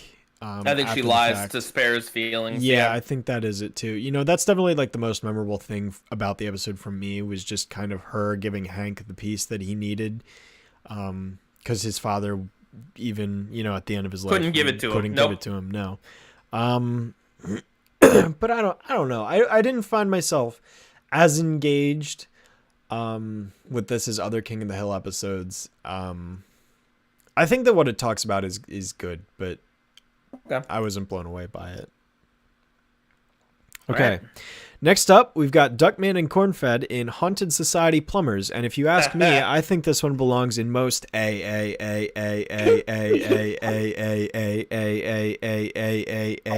worthy. No, not most, but it's definitely got some very standout moments between the oh my god, plumbing gag, which is just hilarious. Yeah. And it's kind of like a mystery episode, like, and it's got Homer Simpson. Yeah, he shows up at the end, actually voiced by Dan Castellaneta. So it's cool. Yeah. It has some standout moments. I think that I only remember like those moments being great. Like, the whole episode isn't. Yeah, the whole episode's okay. Yeah, it's okay, but I didn't think it just had those two especially. I would put it in good but not good enough. Maybe even bordering on meh. I don't know. I mean, No, I'd put it above the other the two episodes. the A joke, it's so good, and it's you might be sitting here thinking like, why do they like what do they see in it? It's the kind of thing you have to watch the episode because just us saying that over and over again doesn't get the point across. It's the timing and the fact that like they really do that like 4 times. They double down. Like, just when you think they're gonna stop, they keep it going, but they don't drag it out too long that it gets annoying. It's just like it's perfectly executed. It's so good. Yeah, definitely. Okay. Next up, we've got Elena and the Secret of Avalor. Okay, so this was 100%. It's got to be in the top 5 of things that surprised me from doing this show. I just never in a million years would I have thought that something for what was it, like Disney preschool? Yeah, it was basically preschool. Would be like well animated and have good voice actors and just like be kind of like this sprawling story. Like I thought it was very good. I would definitely say it's award worthy, and I very much commend the people that worked on this show and that worked on this episode at least. I can't say anything to the rest of the show. I don't know, but on this episode, they cared. They cared so much. They did not say, "Oh yeah, I don't know, just do a stupid story about 2 characters fighting over the last potato chip or whatever. It doesn't matter. Kids will laugh at anything." Like, you know what I mean? They went into this thinking, how can we tell an epic story that is age appropriate? And this is the one that had Chris Parnell in it, right? Yes, this was a better Chris Parnell nominee than any Bob's Burgers episode. Chris Parnell's not in Bob's Burgers. Or whatever. I don't remember. Or not, I'm Archer. Sorry, Archer. Okay, there you go. He's an Archer in Rick and Morty. I'm sorry, I'm flipping my shows around. Yeah. I mean, he probably plays a loser in that show in at least one episode or something. Who knows? Oh, yeah, Carlos Ellis Rocky and Yvette Nicole Brown. That's right. Yeah, they got like good names for it. They did. Yeah, it was great. Super cool stuff. And it was like it was even a crossover episode between like 2 different properties apparently, because it was like Elena and then there was whatever the other I forget what Sophia. It was. Yeah, Sophia the First. That's right. So it's like, it's got that going for it. Yeah, no, there's a lot here, and yeah, like you said, they cared a lot. There was passion here. The CG animation was really good for what it was. Like it, yeah, the lighting, environments. The lighting and the shading is really impressive and technical for like a TV movie, TV series. Yeah. Thing. Yeah. Yep.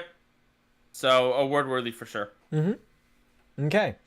Next up, we've got Eternal Moonshine of the Simpson Mind. Oh yeah. Yep. I really like this episode. I think it's a fun little mystery of what did Homer do? Why? Where is Marge? Where are the kids? What's going on? I really like it. Does it do anything revolutionary? Not really.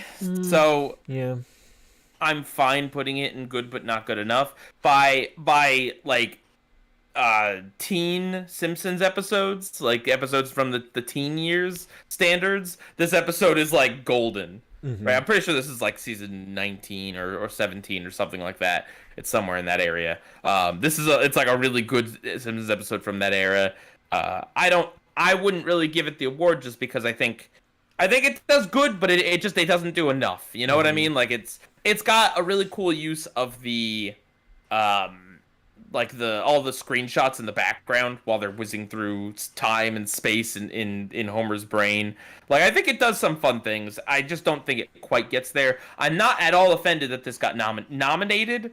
And again, depending on what was in that year, maybe it even did deserve the award for that year. But I just think that overall, I would say it's a very, very solid episode. Deserves to be recognized as a top tier Simpsons episode from that time. I just don't think it quite gets there in terms of award worthy. But I don't know. No, yeah, I mean, I agree with that argument. I think it's a good episode. I definitely remember liking it a lot, and Yeah, considering the era of Simpsons that it was from, it's definitely a standout episode. So I'd say, yeah, I mean, I'd at least put it in good, but not good enough. So Ha! Called it. Ample Samuel says Chris Parnell is actually in a Bob's Burgers episode. there you go. He plays Warren Fitzgerald. I'm gonna guess that he's a loser. Probably. Okay. Yeah. All right. Next up, we have Fear of a Krabby Patty and Shell of a Man, SpongeBob pairing from season 4. Ugh, SpongeBob. Oh no. Only little babies watch SpongeBob. No, Fear of a Crab Patty and Shell, man. Yeah. Potato. Like, potato. what did you just say? Potato. What did you just say? Potato. Potato. Wait, Oh, okay. I take it all back. I take it all back. I just realized what I did. I'm so sorry. Okay. Well, anyway, yeah. This is like what, the first pairing from the season? I think it's like the first episode of the season, right? Yes. I thought you meant nominated. I'm like, no. Nope. Yeah. No, I mean, these are two fantastic episodes. It really just comes down to, what do you, I don't know, like, what do you think they reach award status for just being very funny and good? I'd put it in good, but not good enough. Personally. You know, again, it's they are funny episodes. I really enjoy it. I remember, like, especially Fear of a Krabby Patty in particular. I liked that one a lot as a kid. I think it still holds up. Yeah. Unique art style for the characters. That's like, it doesn't, it feels on model, but still slightly like his own unique take on the characters. Like, I think he did a really good job with that. Yeah, definitely. I think the jokes hold up. I love the idea of Plankton being a therapist for SpongeBob, and like, it's got Peter Langton. Yeah, it's got the day 15. I remember that Dr. Peter Langton joke. Like, I don't know why my dad specifically thought that was just the funniest thing when he saw the sign. And spider bug. Yeah. Why does that live in my head rent free, dude? Well, give it up for day 15. I have to say, of all the episodes, we watched a good amount of all of these episodes together. We watched probably like 70% of everything on here together through Discord. And I have to say, Fear of a Krabby Patty is hands down the episode we were able to, like, almost line by line recite this episode. Like, almost everything in it is memorable, and I mean it came kind of at the peak of SpongeBob's popularity, really. Like, yeah, it was like right after the movie. Off the movie, coming off of a little break in new episodes. You know, you know what? I put it in award worthy. I think that it is just funny enough. I think that it clearly left an impact on us and others that I would say it is award worthy. I'll comply with that. Yeah, I'll comply with that. Yep. Okay. All right. Let's see. Next up, we have Samurai Jack: The 4 Seasons of Death. This was a compilation of short stories in which each short story is based off of one of the 4 seasons. Go figure. Yeah, it's definitely one of the more artsy episodes of Samurai Jack again. It was boring. Yeah, I know you didn't particularly care for it. I feel bad. I feel like I should like it more than I do. I don't know. I defer Samurai Jack to you because I know there are definitely. It's not that I think it's bad. I don't think it's bad. It just doesn't gel with me. I don't know. I want this show to click with me one day. I really do. I someday I'll get there, guys. Someday. But not today.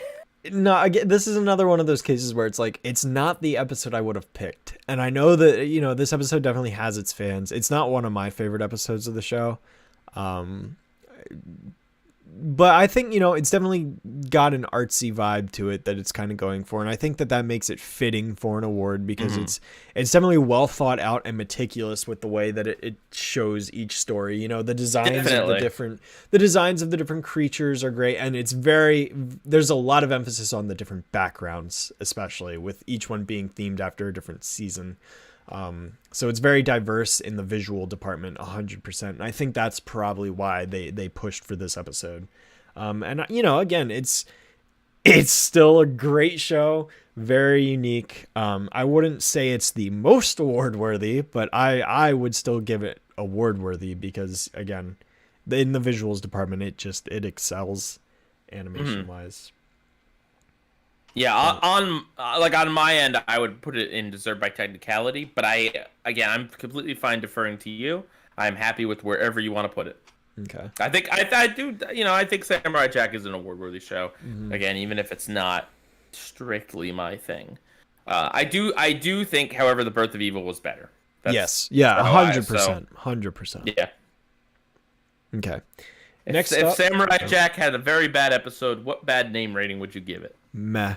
That's the worst I can give a Samurai Jack episode. That episode, Samurai Whack! No, it's Sam Meh Rai Jack. And then it would be like a wacha sound effect. Oh my gosh, yeah. Jack. Oh my gosh. Jack, what about Rick Marai Jack? Oh my god. What about Duck Marai Jack? Samurai Duck. Samurai Quack. Samurai Quack, there it is. Oh my goodness.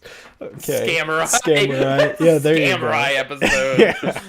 Okay. All right. Anyways, next up we got an episode of BoJack Horseman, Free Churro. It is the most award. Oh, absolutely. This is one of the most. Free Churro. This is one of the most like gripping episodes that I watched, at least. I felt myself just like sucked in. Like, it's literally just BoJack standing at a podium for 20 minutes and he's just talking. That's all it is. And for as limited, because like animation wise, yeah, like there's not a lot going on. There's not a lot of action or explosions or he's standing at a podium and monologuing for 20 minutes. It's yeah, exactly. It is one scene. And it's a roller coaster of emotion. 1 minute he's telling this really happy story and then it gets really depressing. And then, he's kind of over the course of it putting together what his mom said to him. It was his mom, right? Yes. Yeah, like the ICU thing. Like, oh my gosh. I see you. I see. And I was sitting there in the intensive care unit. I see you. Oh my god. And then it's just like that reveal is great, and then the ending where it's just like, oh wait, I'm in the wrong room, is just, oh my gosh. It's 10 out of 10. This is definitely most award worthy. I love this episode. Yeah, and I mean, the episode goes into a lot of things about death and about complicated relationships, and your father is dead and everything is worse now. Like that, it's just like, it hits so many things. When I first saw this episode, I hadn't really had a huge death in my life. Since then I have, and rewatching it, it's like it hits, it hits a very special, it's very real. It's just very real. While still not betraying that BoJack is a very funny show as well. And it kind of, I think it gets at why BoJack tries to make jokes and tries to entertain, and it's just, he hides his sadness behind it, and it's like, what do you do when there's someone that you had a very, very complicated, problematic relationship with? What do you do when that person dies? You don't feel good, but there is some relief in that you don't have to deal with that person anymore, but it's still your mother, and there's so much that goes on in this episode. Yeah, Will Arnett is a fantastic voice actor. Can't wait to have him as the bad guy in Tiny Tina's Wonderland. Mm-hmm. Yeah, I can't wait to play that game when it comes out on Steam in 6 months. Yeah. But but Will Arnett's he is my favorite actor. Knock on wood that he doesn't do something problematic. But yeah, no, you can't. It's another one where you have to see it. Hearing us talk about it, you can sit here and roll your eyes and say that sounds dumb, because in a lot of shows it would be dumb. In a lot of other places, I would be sitting here and saying this is the worst idea for a cartoon episode. But it really, really owns its idea, and I love that. I believe it's the episode right before this. Maybe it's 2 episodes before. There's a joke about someone pointing out, like, oh, it's just talking. Like a whole episode of just talking. You can't do that.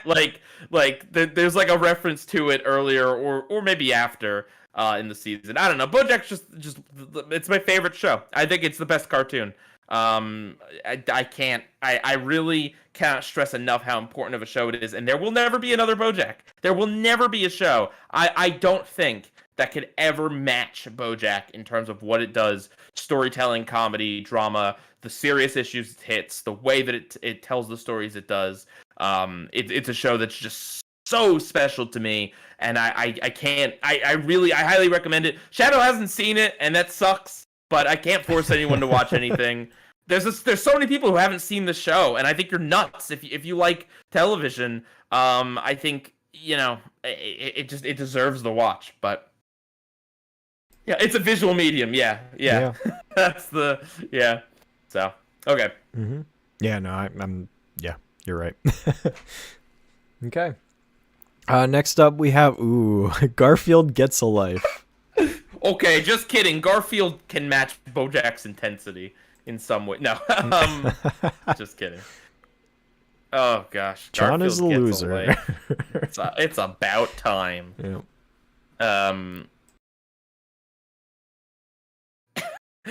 I like just reading the comments in chat right now and pretending they're about Garfield. Right. Oh gosh. I mean, yeah, this is just easily good, but not good enough for me. This Garfield special, like John's dancing was funny. Just the idea that it's about the fact that John is a loser and Garfield like just makes fun of him and roasts him. Like I think it works. I think it's funny. I don't think it does anything special in the slightest, like award worthy. Yeah, no, I'm in complete agreement. I think it's good. It's definitely funny. I like that it kind of picks on John, calling him a loser. But yeah, I'd put it in good but not good enough. Why, Garfield? Why? Why, Garfield? Why? Okay. Okay. Next up, we've got Garfield's Thanksgiving. Another Garfield special. Okay. Yeah, same thing I said about the first one. I enjoyed this. I thought there were funny moments. I like Garfield roasting John. It doesn't do anything that comes close to an award. But by today's standards, I mean, the difference is that back in, what was this, 91 or 92, whatever, there wasn't that much competition. But just by my standards today, no, I don't think Garfield deserves an award. Sorry, yeah, Garfield. I'd put it in good but not good enough. Yes. Entertaining. Okay. Next up, we've got a Simpsons episode. Where's my list? Where am I? A Simpsons Boy. Episode? Gone Nominated Boy. for an Emmy? What? No. Never. Gone Boy. This is an episode, a rather recent one from a few years ago.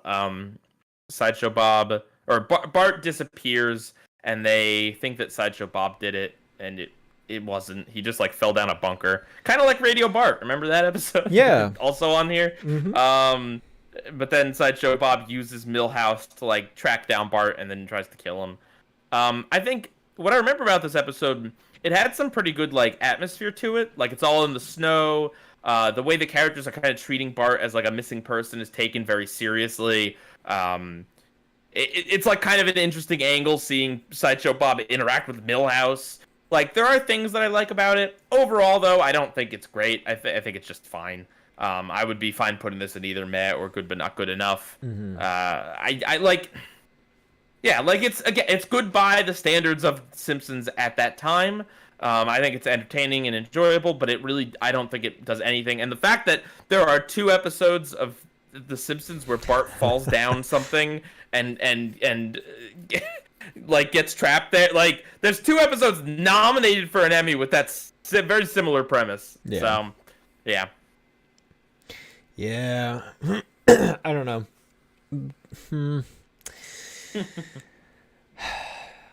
I'm kind of leaning more towards meh with this one. That's fine by me. We can throw it there. Yeah. Yeah, there's nothing that I really love about it. You're right, CDCB. There's a lot of yellow in this row. Yeah. Okay, let's see. Next up, we have another Ooh, Simpsons Halloween of episode, Horror. Halloween of Horror. Yes. I think this is an award-worthy episode because not only is it a good episode of The Simpsons, and not only does it do that kind of fun thing where they didn't really have a Halloween episode that wasn't a Treehouse of Horror, like this was the first time after 30 years they did it. But beyond that, just I really like how they portray Lisa's fear. I like how Homer is a good father to her in the episode. There's still some good jokes in there. I like the three like pop-up stand guys that are the antagonists of the episode, and like they make very believable bad guys. That doesn't devolve into like fantasy elements, like it's very real. I would put it in award worthy. Yeah. Personally. No, I'm in agreement. I absolutely love the depiction of kind of like Lisa and Homer. That's the one where they're in the attic, right? Yes. Yeah, I absolutely love that scene. That was definitely one of like the most touching scenes out of like most of the Simpsons episodes that we watched. I thought it was great. I love the setup. Just kind of the whole way that events kind of transpire is great. I really did enjoy it. I would also put it in award worthy, just on that basis. It's pretty great. Cool. Yeah, it's okay to be afraid. Yeah, it's a very Courage the Cowardly Dog episode. Yeah. Yeah. Okay, next up we've got the PJs. He's gotta have it. He's gotta have it, man. He's gotta have it. This is the one where what is it, Thurgood? I don't character? Remember the character. I think it's Thurgood. Thaddeus Thurgood. I don't know. His name's not PJ. I can tell you that much. But yeah, he gets addicted to a certain pill that helps him have fun with his wife. Yeah. I am totally fine putting this in the deserved by technicality. That's exactly where I'd put it. This would you say the animation in this is better or worse than the Will Vinton holiday specials? I believe Will Vinton worked on this show, right? If I'm not mistaken. He might have. I would say that I mean, in terms of like the clay models, they're definitely not as rough like the Will Vinton holiday it's a different style. things. Yeah, you know, those ones were a lot rougher around the edges with like the models, and there was a lot they weren't as refined. These are a lot smoother. I think that the animation frame rate he helped produce it. Okay. So I don't know how hands-on he was, but yeah. He probably was there as a consultant. I distinctly remember, like, frame rate wise, this one definitely seemed to have a lot more detail in between frames, as opposed to the choppier movement of the claymation models. But the Will Vinton stuff was definitely a lot more dynamic. With it, but no, I still think the animation's impressive. Yeah, it's like the Will Vinton stuff was more off model, so to speak, but that made it more expressive. Whereas the PJs was like really impressively on model. It was a different, they're different models, literally. Like I think the Claymation Easter was pure clay, whereas these are like a mixture of clay and like foam modeling or something like that. Yeah. But yeah, the PJs definitely seemed like a show with a lot of style. It didn't really click with either of us. This particular episode's also kind of a weird one. But I think that it's a really stylistically interesting show and really cool. And I miss when Fox had shows like this. Yeah, right. like shows that didn't look exactly the same. Yeah, shows that were visually interesting. It did more with its presentation. Not on my Fox. Okay. Family Guy-esque or bust. Oh man. All right, next up we have Hello Stranger, as told by Ginger. This is the episode about Ginger's dad and how he is a deadbeat. Yeah. Promises that he'll come to her poetry recital, but then doesn't. And then her mom sends her flowers, and it's like a nice companion piece to the other episode. It is. I think I liked the other episode a little bit more, but I think that might just be subject matter. I don't know anything about, like, I don't know how do I say that? I have my dad has always been in my life, so I've never had to deal with a family member kind of ghosting me like that. But I guess I've had distant relatives kind of do that sort of thing. I don't know. Anyway, all I'm saying is I still think this is a really good episode. I just don't think it hits as hard as the other one. But it certainly still hits on a very real issue. I would probably put this in award worthy. Like, I don't know. What do you think? Yeah, I'm back and forth between award worthy and good but not good enough. Because I still think it's a good episode and it does the subject matter great. And I'm really, really happy that he never shows up. That is the best part, is the fact that he doesn't, because that's a very real, like, it's definitely the smart choice, and it's really great that Nickelodeon, went that route, and allowed that. This show was able to tackle the subject matter, and just like the ending with, Ginger like comes to the conclusion, it's like, yeah, you know what? I don't have a dad, but I have a mom. And she's everything I can ask for. Like it's the best kind of like final perspective to really have at the end of the episode. She spends all this time thinking about her father, and it's like, you know what, it's more important to cherish what you do have. It's a way to have that like harsh ending, but then kind of lighten it up a little bit with a little bit of happiness and a little bit of like silver lining. Yeah, exactly. So I'm back and forth between good but not good enough and like award worthy. I'm back and forth between it. I would throw in an award worthy. I would say, I would say it does a really good job with that subject matter. Okay. All right. Next up, we have Holidays of Future Past. Simpsons. Also, I'm sorry to hear that, Phoenix. That does sound really awful. I wasn't trying to be insensitive to the issue. I was trying to be specifically sensitive and just say that that's not my experience. So I'm like a step removed from the episode, but I very much know that there's a lot of people that do have a parent that unfortunately isn't consistent, and it sucks. It must suck. So okay, Holidays of Future Past. Which Simpsons episode? The really good one. Okay. The really good one. Okay. No, this is the episode where we're in the future and we find out that Lisa's got a daughter that like is a teenage like brat and doesn't listen to her. Bart's got two younger kids that Homer bonds with more than Bart can. And Lisa and Bart kind of bond over it. This is the episode that a lot of people call the fake series finale, because it fits so well as a series finale. Because it kind of puts Bart and Lisa in the position of Homer and Marge, and it kind of has them be the parents. Like it feels very real. Well, not very real, but it feels like a very satisfying way to kind of sum up the series. And I think it's really good. I think it does deserve an award. It doesn't do anything crazy groundbreaking, but it is just an episode that thematically is like a very satisfying episode for these characters, story-wise. So I think it's award-worthy, but I completely understand if you want to put it in good but not good enough. So. Yeah, no, I think this one belongs in the award-worthy category because unfortunately, because of how many episodes we've had of seeing the future and then holiday episodes, like I need to be able to distinguish them in my mind. But the more I'm remembering this one, like, I definitely like this episode, and I think that it was a great way of depicting Bart and Lisa in the future better than the other depictions. And Maggie, Maggie, who's pregnant with a baby, it's just such a good full circle thing. It's clever writing. That's what this episode really has.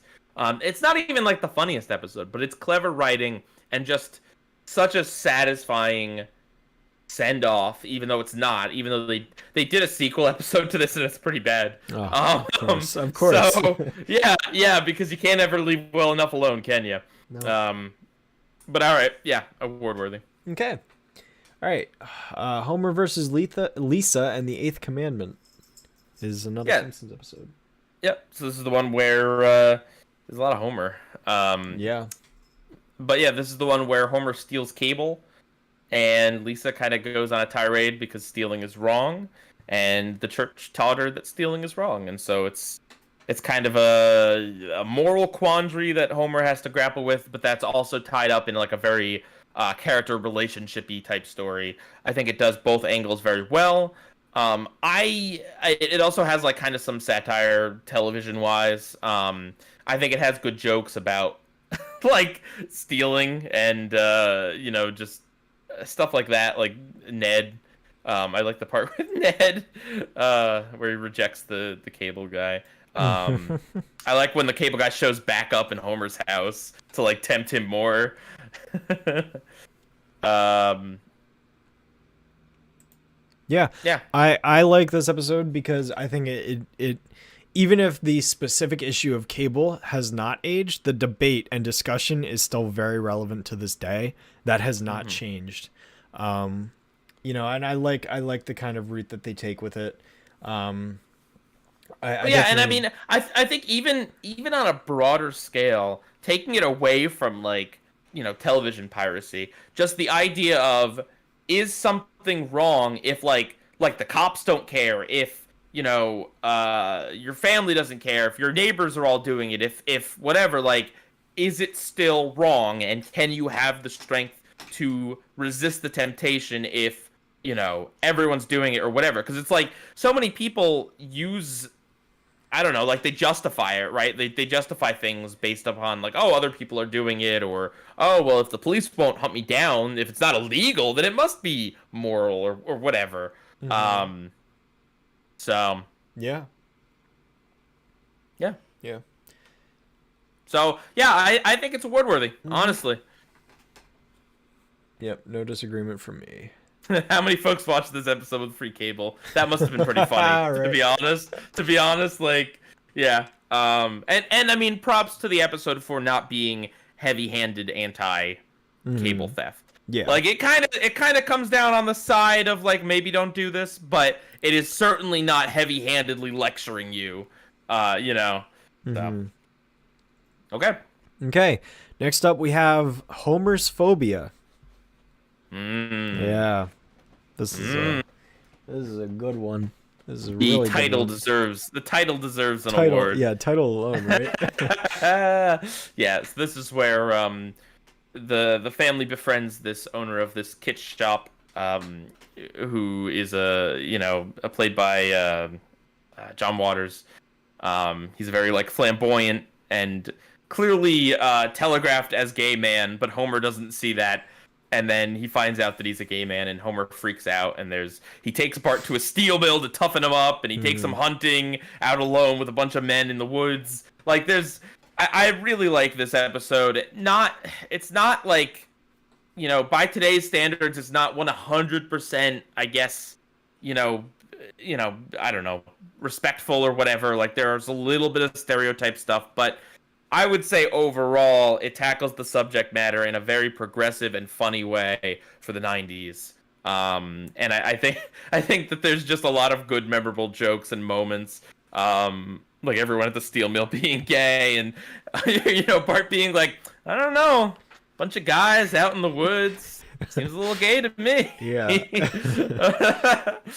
Which of course there's nothing wrong with that, but it's just that He's pointing out hypocrisy, which is why it's great. Exactly, that's what makes it funny. And it portrays the what is his name? Shoot, was it Gus or something? It was like, I don't remember what the character's name is, but it portrays him as like a normal guy. Like, yeah, he's a little bit into like the what does he call it? The tragically unique, the uniquely tragic, or whatever. He's a fan of stuff like that, but he's just like a normal guy, and like that's the messaging that a lot of people needed to see at that time period, and a lot of people were like Homer, and I don't know. John, and Camp, that's yeah. So, I think it's a progressive episode. I think it's a funny episode. I would put it in the most award-worthy category. Yeah, I think it's the polar opposite of Three Gays of the Condo. I mean, it does it does everything. Like, it's not, like you said, it's not perfect, but it's not doing the character a disservice in any way. No. He is a normal guy. He's an everyday person just like everyone else, and that's exactly how they should be depicted. 100%. It's great. Speaking of normal guys, CeeLo Green. Yeah. Oh yeah, we got the hot tub episode, hot water. 10 out of 10. 10 out of 10. I think this is one of the episodes that helped make the award show Audit shine. This was oh gosh. This was an episode about, so this is American Dad. Stan buys a hot tub, but it's like a magical hot tub that's jealous of like his other relationships and encourages him to just like goof off and hang out in the hot tub all day. And it escalates from there to where it's like murdering people and singing songs, and it's just insanity. And it ends with Stan and Francine, I think, dying. And meanwhile, the whole thing, it's not narrated by CeeLo Green. It's just, at various points, it's just an awkward close-up on CeeLo Green's head, and he's like, oh no! Stan's dead! Like, oh god. Like, what it's fantastic. I just, hysterical. I love this episode. It was supposed to be the last episode. If the series was canceled that season, it was going to be the last episode. It wasn't, and it isn't. But it's just very funny. Though. Yeah. And that's the end. Stan and Francine are dead. Good night. It's just like yeah. That's how you end it. Yeah. What's gonna happen with Stan in the hot tub? Like you just see CeeLo Green saying like the obvious like nothing statements. Yeah, there's no reason for him to be there. He just is. Well, he plays the hot tub. It would have been fine to just have him play the hot tub. Right. But no, they just bring him in live action. Sure, okay. It's the most acceptable live action section in any of the things that we've talked about. I mean, yes. The episode very much still deserves to be in the animated category because it's like a combined like minute and a half of live action, if that. This is great. There is a weird subplot with like Steve and Roger, like Daddy's gone. This would have been such a crazy, awesome way to end the series. It's too bad that it is so bad. Like, it's too bad that it didn't end like this. I really wish it did. I'd have so much respect for it. But here's the problem. We gotta rank this. Deserved by technicality.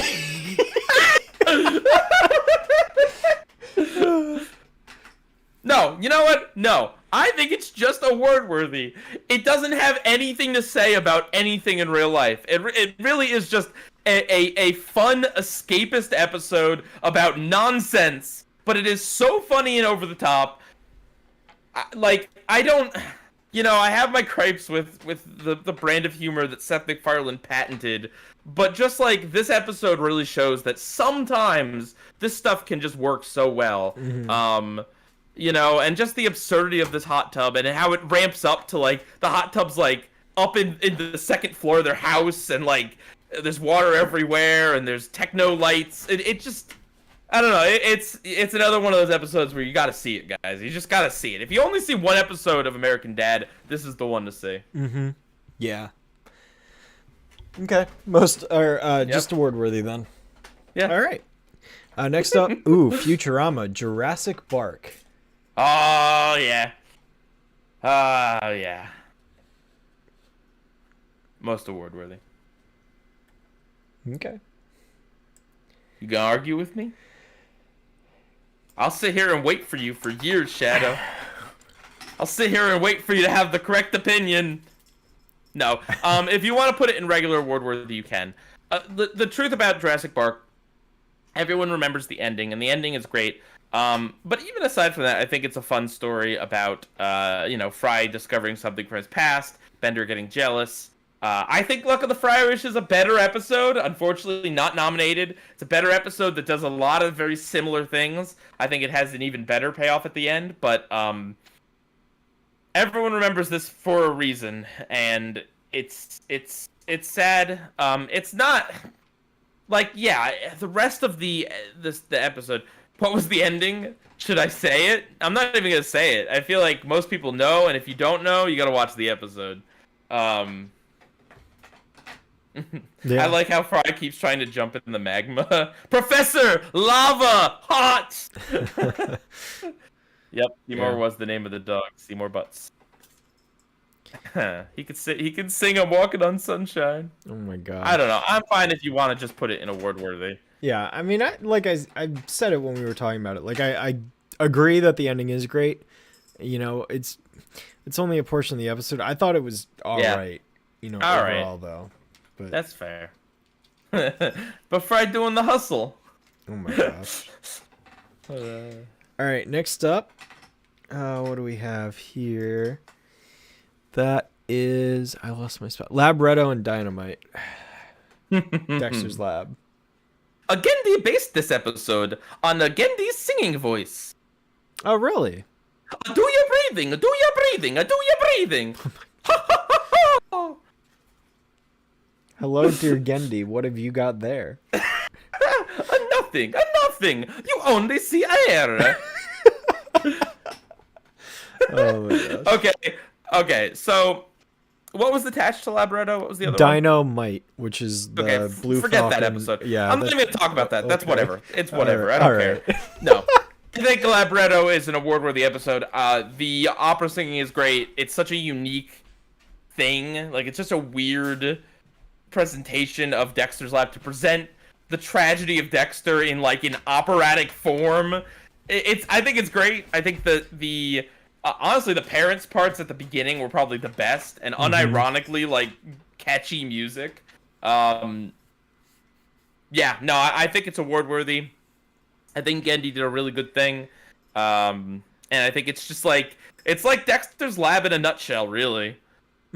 Yeah, no, I think it's great as well. It's definitely a unique episode of the series and very memorable. And a lot of Was that? Well, CDCB asked, was it the first time a Cartoon Network episode did an all-singing episode? Most likely, because this is one of the first Cartoon Network shows. I mean, I don't know if Space Ghost Coast to Coast had an all-singing episode or something, but...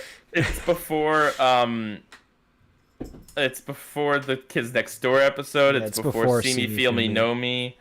Yep. It's before I don't know. Maybe Cow and Chicken had one. I don't know. Maybe. Okay. Right. Why don't I like Dynamite? He's just annoying. Like, I agree with Dexter in the episode. He's such he's a stupid, annoying character that it's just like, I don't know. No, I don't. I don't even think it's a bad episode. It's just kind of it's there. Okay. Johnny Bravo had a rapping done nuts. Johnny Bravo also had the sensitive male episode, but I don't think that was all in singing. Anyway, sorry, continue. Life on the Fast Lane, Simpsons. Season 1. Yeah. Marge gets seduced by a sexy bowling man. Yeah. I am Jacques. And the moon was a bowling ball. Oh dear. Good but not good enough. Agreed.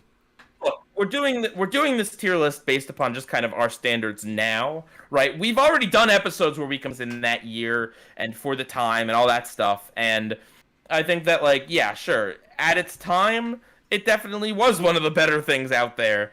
But I think by now standards, it has some things going for it. It has like some cool lighting and I like the story. But it's also got a kind of a weak plot when you get down to it. Marge just chooses Homer because she does. Like, we don't see like an ending for Jacques really. Whatever. But Al Brooks is funny as Jacques. So yeah, there you go. Okay. The Simpsons, Lisa's wedding. Yeah.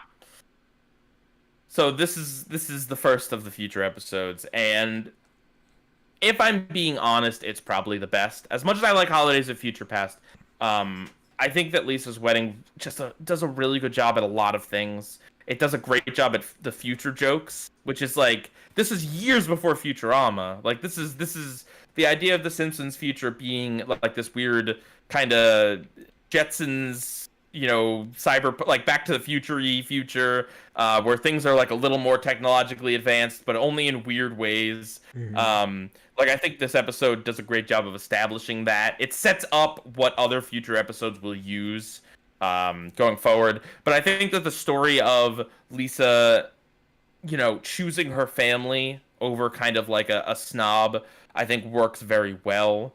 Yeah, lots of good future jokes and moments, and I just it's a very sweet episode. On top of everything else, I think it's very easy for them to have gotten wrapped up in all their like future jokes and kind of forget to tell a story. But this one has just such a solid story, and I love jokes like when they burn the flag in front of Hugh. That's the other thing too. It's got good jokes about British American relations, like they burn the flag and they stamp it out in mud and then they give it to him. Yeah. Mm-hmm. So great stuff. I would put it either in award worthy or most award worthy. I guess I would put it in just award worthy just because most award worthy is reserved for like really, really special things, I guess. There isn't really like an important issue this episode's tackling, Mm-hmm. like there isn't a crazy art shift or anything. It's just a really, really solid Simpsons episode. So I would be fine if it went in most award worthy. Maybe we'll bump it up, but I'm cool with just award worthy for now. Mm-hmm. Yep, that's where I'd put it personally. So okay, South Park, Make Love Not Warcraft. Video games! Yeah! Video games! This is one of the best South Park episodes that we watched. Hands down. I mean, I would say this is like the best non-political South Park episode. Yeah. I would put it in the most award worthy because yes, it doesn't really have anything serious to say about anything, but I think their use of actual Warcraft footage, and the fact that this episode they got the permission of who makes Warcraft? Blizzard. Yeah, they worked with Blizzard on this episode, and how do you kill that which has no life? Got the diarrhea scene. Yeah. It's just funny. It's a little lowbrow, but it's very funny and it's very specific. It's like South Park is so good at doing things that are very specific. It's not like a character gets addicted to generic MMO. These characters are obsessed with the World of Warcraft, specifically the World of Warcraft. And there's memes from this episode that are super relevant to games today. Any game that has like a crazy grind, that last moment where they're like, "Oh, what do we do now? Now we play the game." It's like, oh god. Yeah, no, it's great. It's got great commentary. The fact that they actually made a significant portion of the episode in the actual game itself is great. Yeah, no, it's hysterical, and it's like it's just amazing. It really is. Like I said, it's one of the best South Park episodes we've watched. Mindset of a Binding of Isaac player. Don't you do that to me, Phoenix. Ooh, Calm down. Calm down. Yeah, no. Okay. Oh gosh. Yeah. And I don't play Warcraft. I just want to say I don't have any relation to Warcraft itself, but I just love when shows get that specific about something. Yeah. Okay, next up, Futurama. Meanwhile, this is the actual series finale, right? Well, no, Futurama's back, baby. Well, okay. Never mind. Yeah, you're right. I forgot about that. That did happen. Futurama's back. No, for now, yes, sure, it's the actual finale. I don't think this is an award-worthy episode. I think that it has some nice moments. I think that what it has to say at the end and Leela and Fry spending eternity together and everything. I think that's cute. But I think that Fry committing suicide because Leela doesn't show up to a date is stupid and horribly insensitive. And the show has done a lot of time-related things. It's okay. It's just okay. I've aired my grievances out with this one. I would probably put it meh to good, but not good enough. Yeah, I'd give it a good, but not good enough personally. But okay. All right, next up, Powerpuff Girls, Meet the Beatles, and Moral Decay. I'll let you take the lead on this one. Okay. Meet the Beatles. It's one of the It's one of the most significant, one of the greatest episodes of Powerpuff Girls. It is literally a love letter to the Beatles in basically every conceivable way. Every line of dialogue is so specifically written in a way that it references song lyrics or the history of the band, or, you know, there's a lot of visual allusions to the band, whether it's like them walking down Abbey Road or, you know, the different album covers that they show. But basically, Mojo, him, Fuzzy, and Princess all form a group to defeat the Powerpuff Girls, and the episode just runs with it. It's again, it's expertly written. It tells the story of like the Beatles as the Beatles. You know, it brings in the introduction of Moko, which is, you know, the person essentially, quote unquote, responsible for destroying the band from the inside out. You know, there's plenty of it's just great, man. She's got artsy crimes. It's all white. It's all right because it's all white. Yeah. Okay. Yeah. But, no. I think this deserves an award worthy. Mm-hmm. I do too. How do you feel about most award worthy? Moral Decay brings it down. That's true.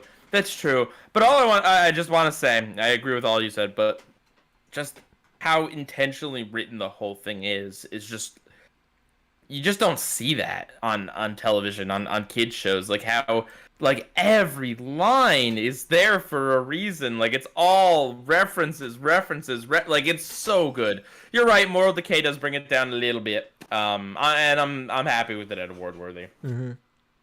Yeah. Yeah, it's great. Fantastic. Let's go. Okay. SpongeBob, new student Starfish, and Clams. Roger, without him, the light bulb will have nothing to warm. Oh my gosh. Yeah. The lamp. I'd hate you even if I didn't hate you. I'd hate you if that made sense. I'd hate you if you were me. That's so much I'd hate you.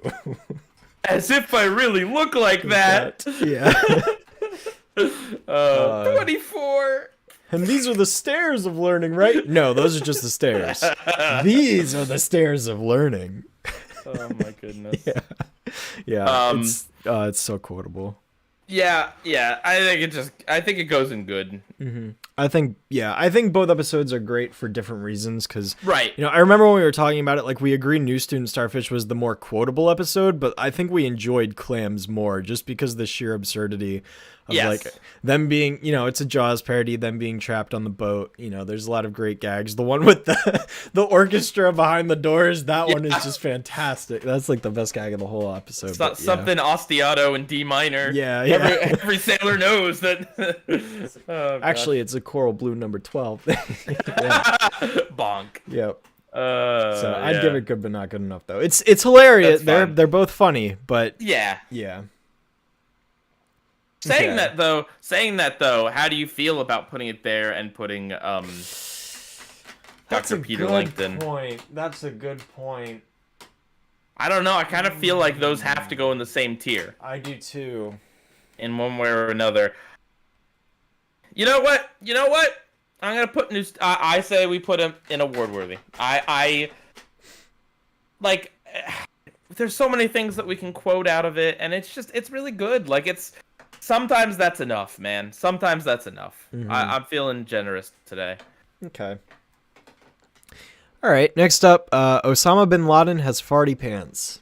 The 9/11 episode. Yep. This is 100%. 9/11.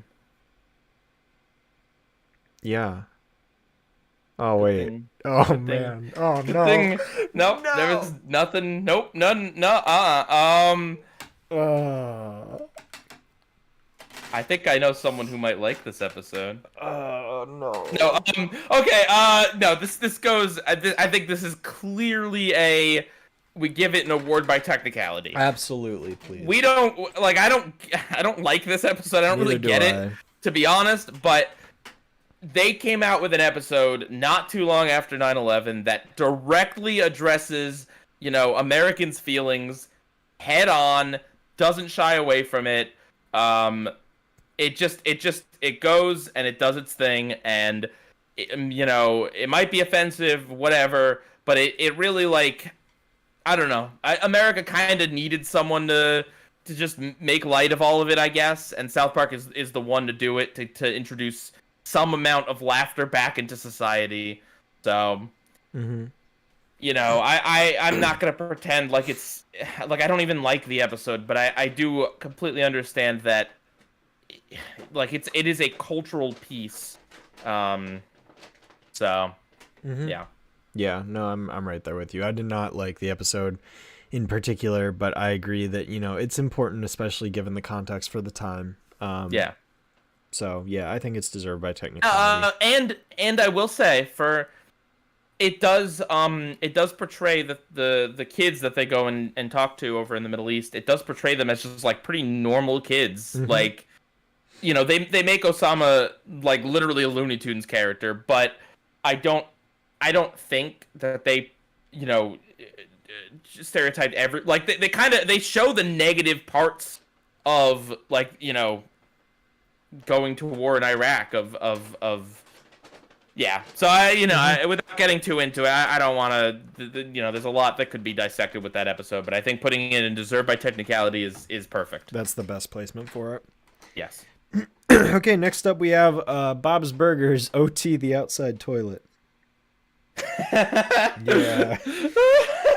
Who would have thought that an episode about a toilet from Bob's Burgers would actually be good? Yeah, right. Well, no one's taking a dump in it. Actually, I don't know. Maybe people do take a dump in it. I don't remember. But I remember it being a very funny episode. It's a parody of E.T. of all things, yep. But with a talking, like, high-tech toilet. Yeah. Beautiful. Beautiful. No, unironically, this was the best episode of Bob's Burgers we saw. Mm-hmm. Right? Yeah. I mean, yeah, no question. I'm forgetting one. Gene makes sure no one uses it. Right. Yeah, this is actually funny, actually clever. It's such, like, a weird, unique story. I does it deserve an award? This is look. This is Bob's only chance here for us. What did it do that was award worthy, though? It was a toilet. It portrayed a friendship between a man and a toilet in such a touching way. All right, fine. Good, but not good enough. That's fine. That's fine. I wouldn't give it an award. That's but fine. It was the best thing we watched. Oh, okay. The best Bob's Burgers. Bob's Burgers, specific. Yep. Yes. Yep. Okay. Okay. Now, as far as awards go, though, Over the Garden Wall, all 10 episodes in full, just the whole thing. Disqualified. You can't nominate a whole miniseries. It's stupid. The Emmys does whatever it wants. They don't care. They don't care. Full thing. Oh my gosh. Yeah, most award worthy. I mean, as far as this goes, this is one of the best things Cartoon Network's ever made. Really, yeah. I mean, we gushed for a long time. I don't think we need to be that descriptive here. Everyone already knows. Okay. Yeah.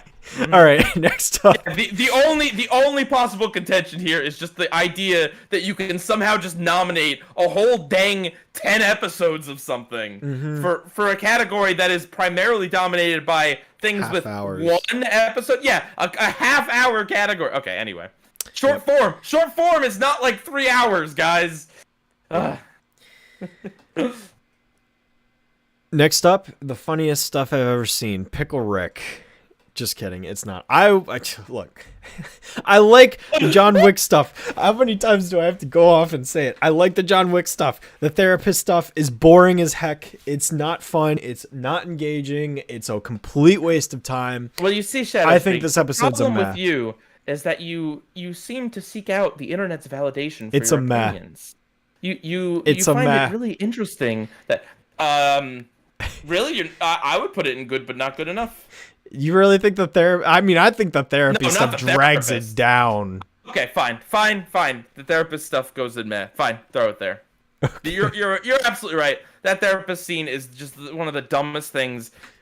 Like, not just that scene. I mean, every scene is dumb. That one specifically, though, that you're talking about is like the worst part by far. That's I think one of the worst like things in Rick and Morty is just let's have a therapist character describe point blank Rick's problems, even though she has not met him, and she only knows based off of one therapy session with his daughter, who clearly has issues with him. Like, what therapist in their right mind would ever do that? And from an audience perspective, I do not want a character to point blank psychoanalyze Rick. I would like to find out about Rick through his interactions with other characters and his actions, right? That's how we know who Rick is. We don't need someone to stare at the camera, Bob's Burger style, and be like, Rick Sanchez, you are obviously too smart for your own good. Like, buzz off. There's no resolution. It's just point blank. Here's your problem, Rick. But then like bro, we saw like we literally just see him. Rick turns himself into a pickle to avoid something as simple as a therapy session. We see that. We don't need to be told that. Yeah. No, it like absolutely like yeah. That's why I put it in Matt. Because don't get me wrong, like I said, I think the action's great. I know other people don't like it. I love it. Yeah. But no, the therapy stuff, 100% agreed, brings it down to a Matt. 100%. Next up, we got, the Plague of Madness from Primal. Why'd you say ooh? Because I think I'm expecting us to get bombed by another cameo from a certain guest star. Look, Gendy understands you've been streaming for like 2 hours and a half. So Gendy knows you can just get on with it. Gendy will sit over here in the corner. Gendy will make his closing statements at the very end of the stream. Gendy will let you get on with it. I know. Okay? It's just it's very special, Gendy. This is the last award show audit. This is the last time you'll ever be on it too. Like, Gendy thinks that Primal is a mistake. Okay. Gendy regrets introducing the dinosaurs into animation. Okay. Well, Gendy, it's not your fault. You're not responsible for the documentaries.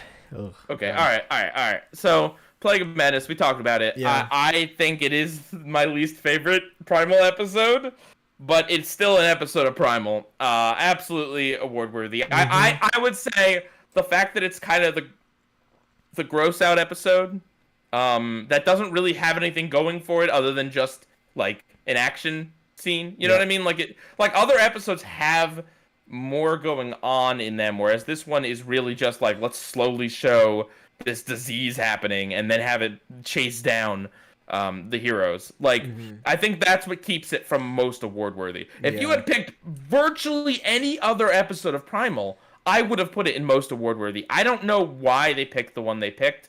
The animation is top notch, but the animation is top notch in all of them. Yes. I would have picked the episode, the Man Ape episode, the one where they start off in the luxurious, beautiful spring, or not spring, but like the little resort Oasis. type.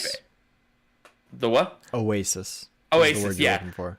Yeah, they start in the Oasis. It's beautiful. It's like a nice respite from the rest of the show, and then they're dragged into it, and Spear has to go just to his extremes to save Fang. So very good. Primal overall, great show. Any episode deserved an award, but I agree. I think this is one of the weaker picks, but I still enjoy it personally, a lot. So award worthy. Okay, let's see. Next up, Prep and Landing, the was it ABC special? I think it was for ABC. I think so, but it's a Christmas special. Good, but not good enough. Agreed. It was more entertaining than I thought it would be. I kind of thought it would be a little more childish, but I don't think it really did much of anything special. It was just nice. So I recommend it, but I don't think it deserves an award. Okay. Family Guy, PTV. Only at the freaking FCC. This is the only Family Guy related thing I enjoyed. I don't feel as strongly as you do, but I think PTV was my favorite Family Guy thing.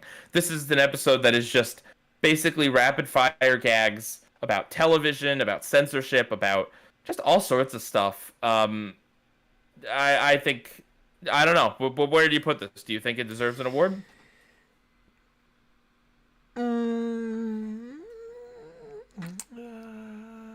I'm back and forth. I've been thinking about it because I saw it coming up. I've been going back and forth about it in my head because it's like, I think that the censorship angle, like it's meta, but it's also like it is addressing a real issue, in a fun way. I think that the song is memorable and catchy.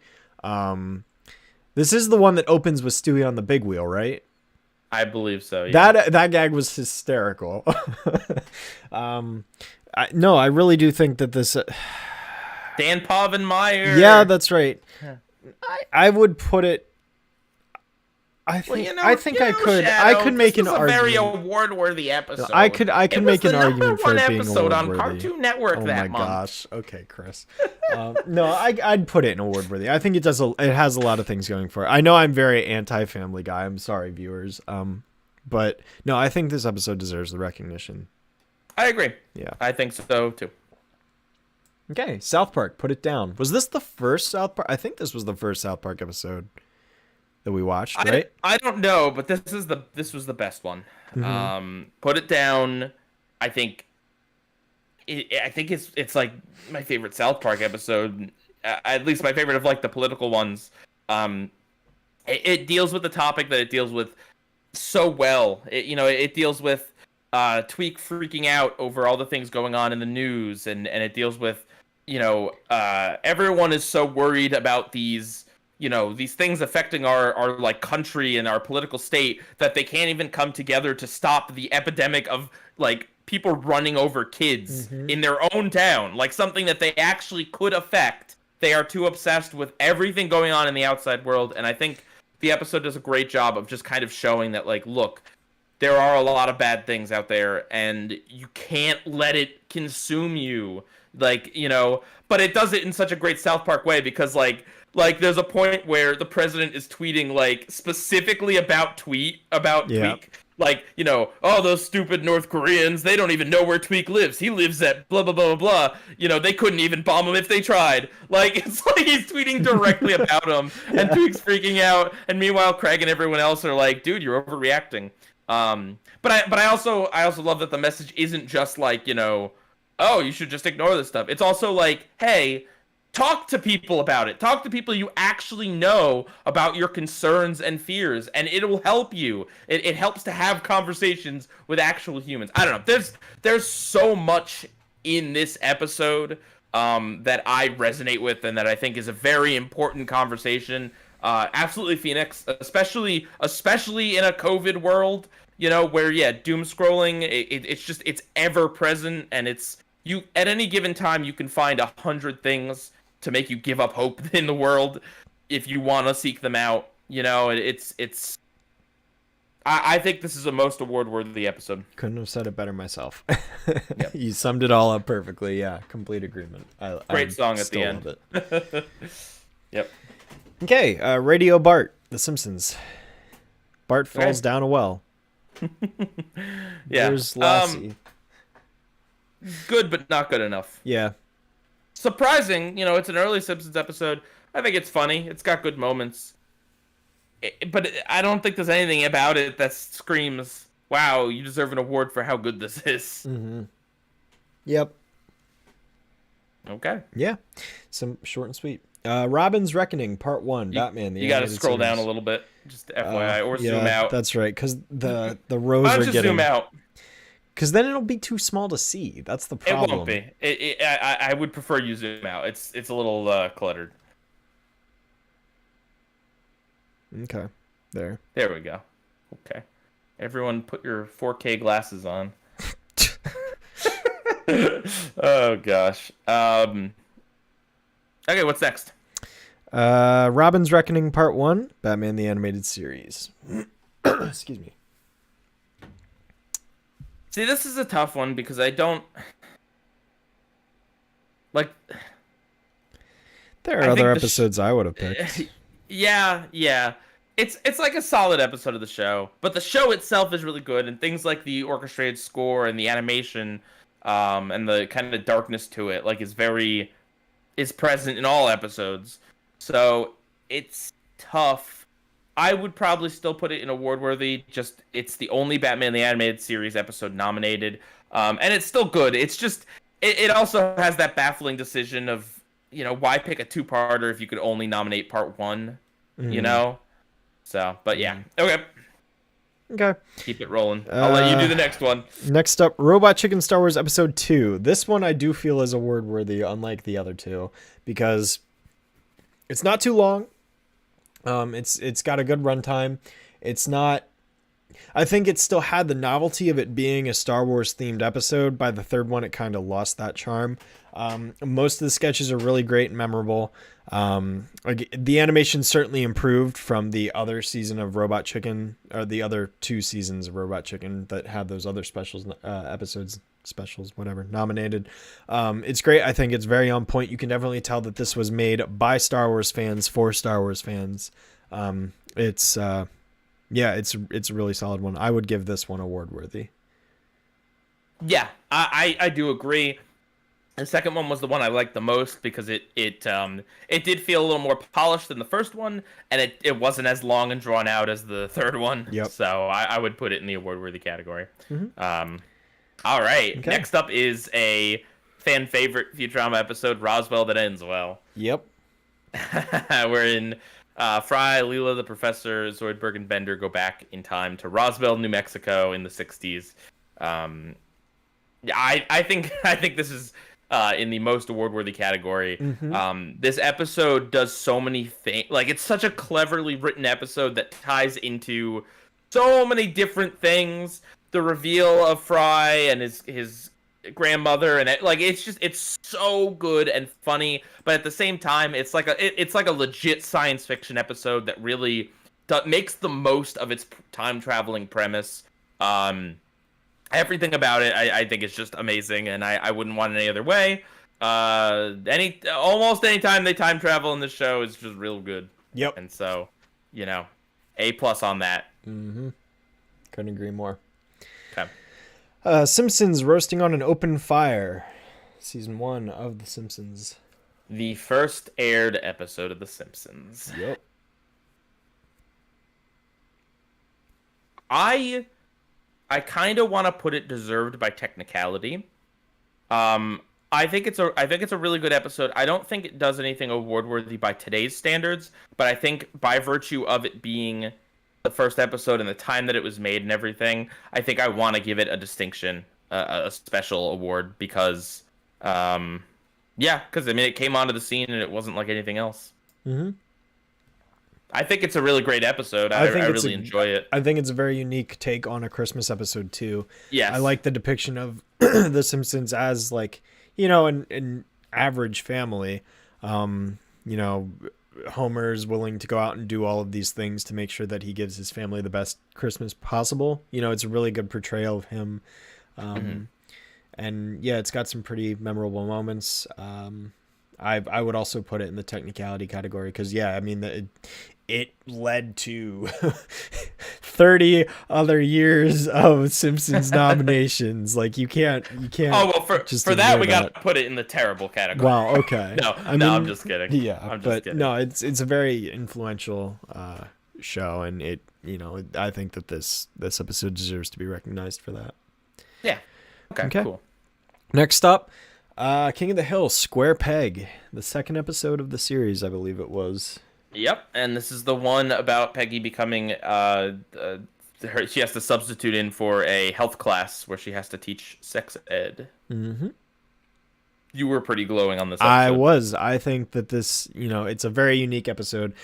I can't think of any other show that's really tackled the subject matter, especially in this way. I think it's very well thought out because it is, it is treated as this taboo subject in society where it's like, you can't, if you talk about it, like it, people just get uncomfortable and they try to avoid it, and but it's very important information that people need to know. Like that, like it's crucial information, because bad things can happen if people don't people are not educated on the subject. Yeah, no matter how you feel about, other parts of reproductive health care, you should absolutely be for educating young people, because if you educate young people, they don't even have to worry about any accidental issues, you know? It's education is key.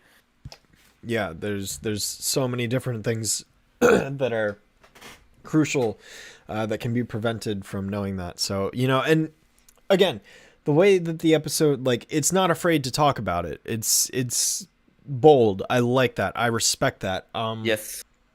I think it's one of the most unique episodes, again, that we've really witnessed in the show. Yeah, I'd give it. I'd put it in the award. I'd put it in the award worthy. I don't know that it reaches most award worthy levels, but I think it deserves an award because it tackles such a not talked about subject, and it does it very well. Yeah, it's got some good jokes, and I like that it ends up just being Peggy and Bobby. Yeah, like all this build up, it's a good conclusion. And yeah, all that for the second episode of the show, like pretty dang good, good. You did good, Mr. Judge. Good job. We've got another King of the Hill episode, Texas City Twister.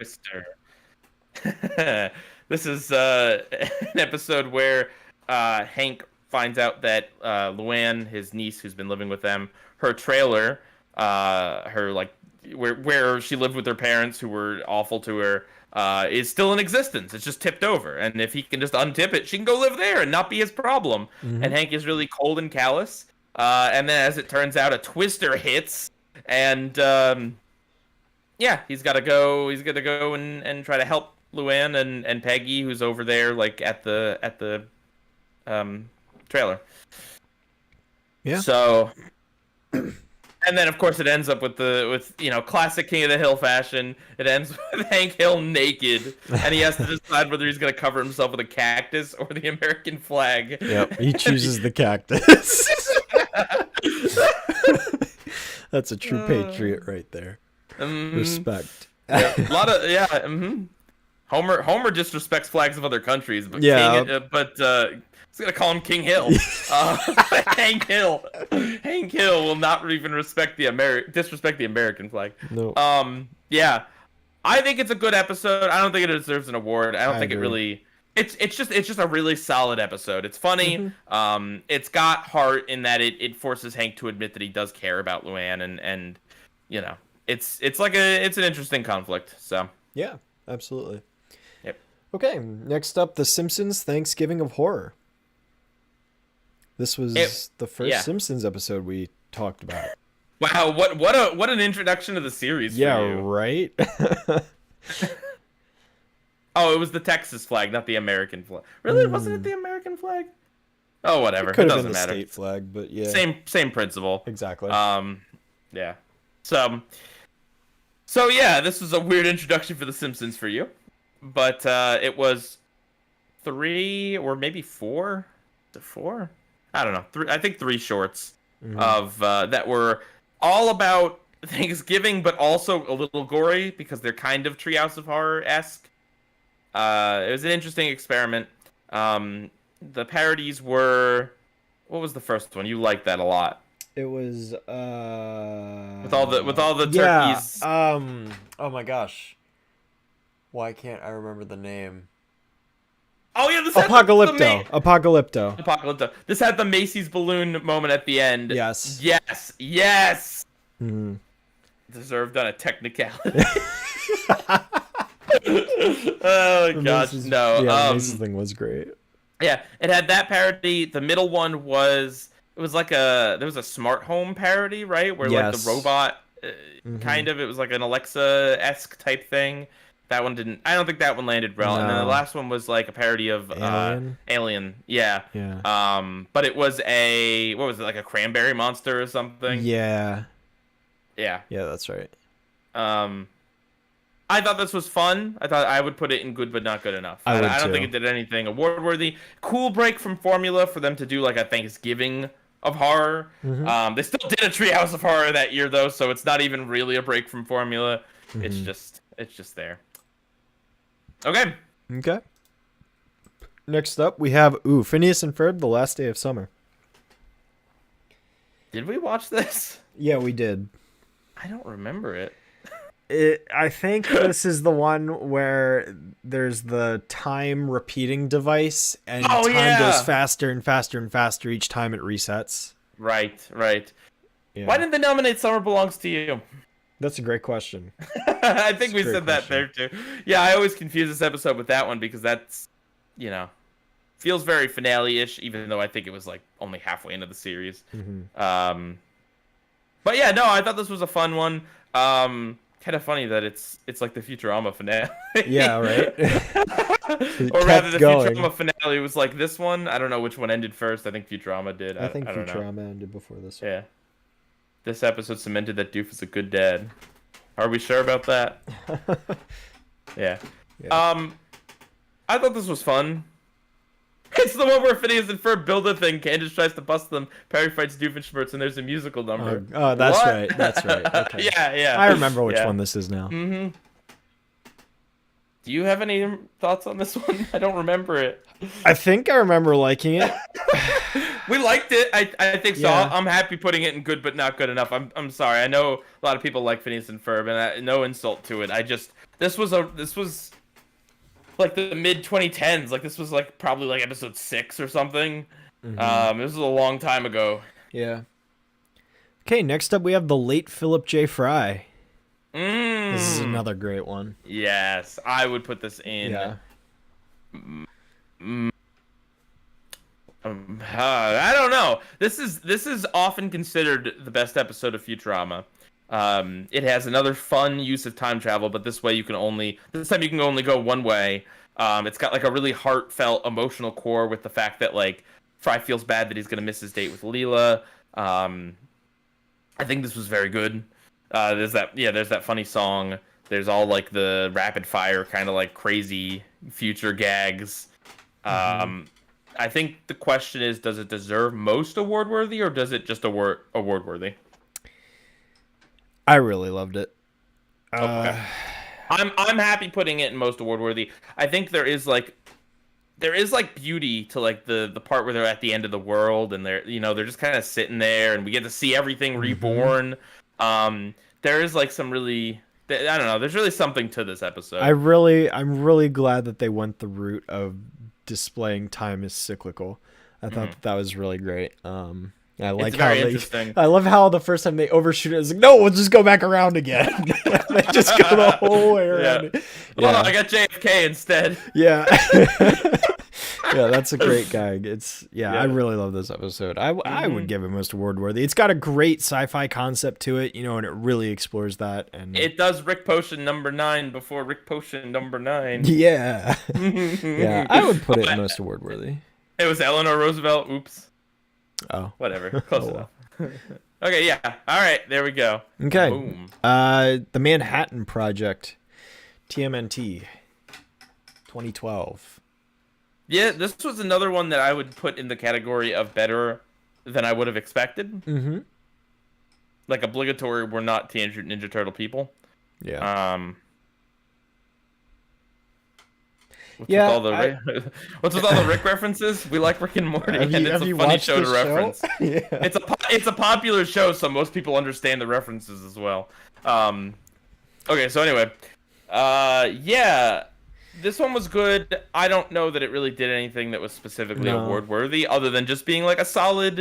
I think it was a 2-parter. It was just a solid storyline. Entertaining action show. Yeah, the animation was interesting, and the action was pretty great. So yeah, I'd put it in good. All right. Okay, the Pandemic Special from South Park. This one had some things I liked about it, I guess. Like, it did kind of capture the feeling of early pandemic where, you're trapped and kids are missing out on socialization and it's really affecting them. And I like that Cartman loves that he gets to stay at home. Yeah. That's...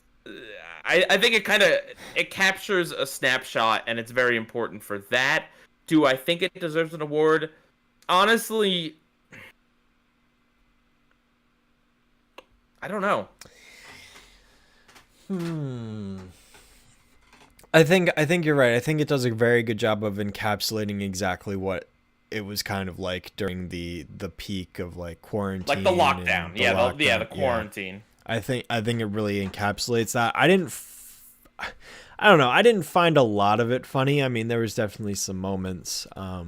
This was your introduction to South Park, by the way. This one was obviously before the pandemic. Or no, that's No, right. this No, was the 2021.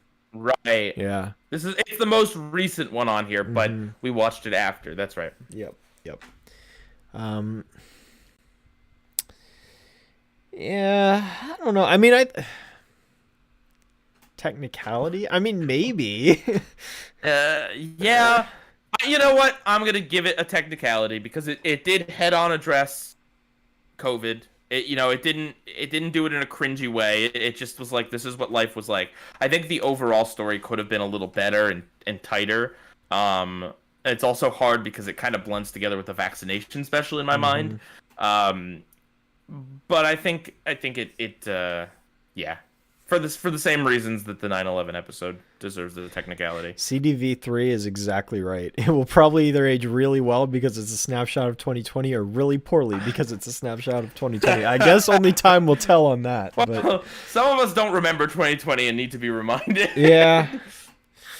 You know what? You know what? I will say, from a future standpoint, I think it is important because it's like, yeah, obviously there's the internet, and obviously history books are going to write about all of this, but from a media perspective, from like a, funny cartoon perspective, it's cool that people in the future who weren't even born when the pandemic started or whatever will get to look at this episode and kind of see a non-academic, like a just a from a comedy narrative perspective of what COVID was like.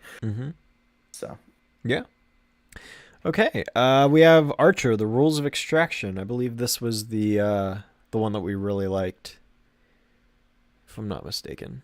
Well, what was it about? I think this was the one where they were, it was a jungle of some sort, and it was Archer. Oh, yes! And Yes! Ray pretends that his legs are broken. Yeah. The whole episode, just to prove a point to Archer. Yeah.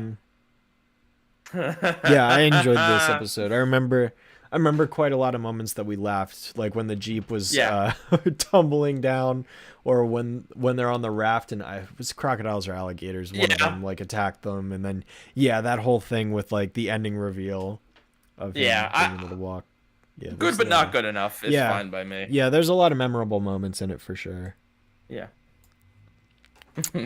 Okay. The Simpsons, the seemingly never-ending story. I'm a sucker for frame stories, I tell you what. I really am. Oh, you like Patchy and Truth or Square? You're a big fan? I haven't seen Truth or Square since it aired, so I don't even remember anything from it hardly. I remember basically what you described to me every time. It's a good thing. That's good. Next, we're gonna start our Truth or Square rewatch podcast, where every week we rewatch Truth or Square. No. I love that when Pie Guy starts to remember an episode he forgot about, he gets excited. Yeah, man, it is exciting to remember that you love stuff. Oh gosh. Okay, I don't think the narrative device is enough to deserve it in this category. I think maybe the year it was, it deserved it, but I also seem to recall that it had bad things that it went up against, like pretty awful episodes. Yep. I'm happy putting it in good, but not good enough. I'm fine with that. All right, we're getting there, guys. We're getting there. We know this was a long one, but this is it. This is the end. This is the end forever. Futurama, The Sting. I loved this episode. Yeah. I loved it. I think this is my favorite Futurama episode of all the ones that we watched. Yeah, I think about this episode a lot. It's such a great mind screw episode that's just, you don't know what's going on, and it's so satisfying. Like, the reveal at the end, it makes sense. You know, it's got a lot of action up front. It kind of, like, deconstructs Leela's character a little bit, because what happens is her fault, essentially. It's definitely up there in Futurama episodes, and I'd be happy putting it at a most award-worthy. It doesn't do anything, like, I guess, real world relation, but it just tells a very good story. You're a big fan of what's his face, Memento. Yes, That Christopher director. Nolan. Yeah, you like Nolan, so I I'm not do. surprised that this seemed very, yeah. Yeah, that was right up the same alley. So, yeah, no, I love it. It's probably my favorite episode of Futurama that I've seen. So, There's the "Don't Worry, Be Happy" song. yeah, Oh, I love it. I love it. yep, Okay. it's fantastic. Okay, let's see. The Tale of Peter Rabbit and Benjamin Bunny. As far as my thoughts Eh, on this one go, you love it. I think that the art style is great. I like the animation. However, I can't deny that Benjamin Bunny sequence was a drag. Like I like the Yeah. Peter Rabbit portion. I like the first half. That's probably nostalgia, but I Did you really like do like the child abuse where he punished his no. kid by That's the second half. Like it's awful and it drags and it's just bland and nothing happens really. Like there's no conflict. Like the first one, it's like it's stressful because it's like yeah, this rabbit's like running away from the gardener, fearing for his life, But then the second half is just like they sit under a basket and nothing happens. Yeah, I don't know. I'd put it in good but not good enough because I really do think that second half drags it down. But it is definitely noteworthy for its animation because it really does encapsulate the original storybook's illustrations very, very well. And the rotoscoping, is and pretty the impressive. RuneScape. The RuneScape is pretty impressive. Yep. But I'd put it in good. Okay, same. Futurama, the tip of the Zoidberg. So this one was about the professor having Yetiism, and he's dying of it, and we get to find out the backstory of the professor in Zoidberg. It's also got the fun sequence with the Rube Goldberg machine at the end of the poison. Like, we all must poison him equally to share the blame. I think it's a fun episode. I don't think it's anywhere near as like intense or meaningful as the Futurama episodes we put in the most award worthy. But I do think it's a very good episode that like has a little fun with backstory and has like a fun twist to it, a satisfying conclusion. Like it hits all the points. And Zoidberg's a top tier character, so I would put it in award worthy, but I know that might be controversial. I don't have much of a reason to not put it there, so sure. Okay, next up we've got. Oh, go ahead. The professor giving a naked hug. Yes, of course. The town that Santa forgot. The episode that Pie Guy forgot. No, this is like Jeremy Buttons and Yeah, it's a Hanna-Barbera Christmas special, the same year as the Flintstones Hanna-Barbera Christmas special, but this one's like an original story. I think it's based off of a book, if memory serves. yeah, it's gotta be. But Does it have Ed Asner? I Or think, no, who does it have? It has Dick Van Dyke or some. It has someone. I don't remember. It has someone.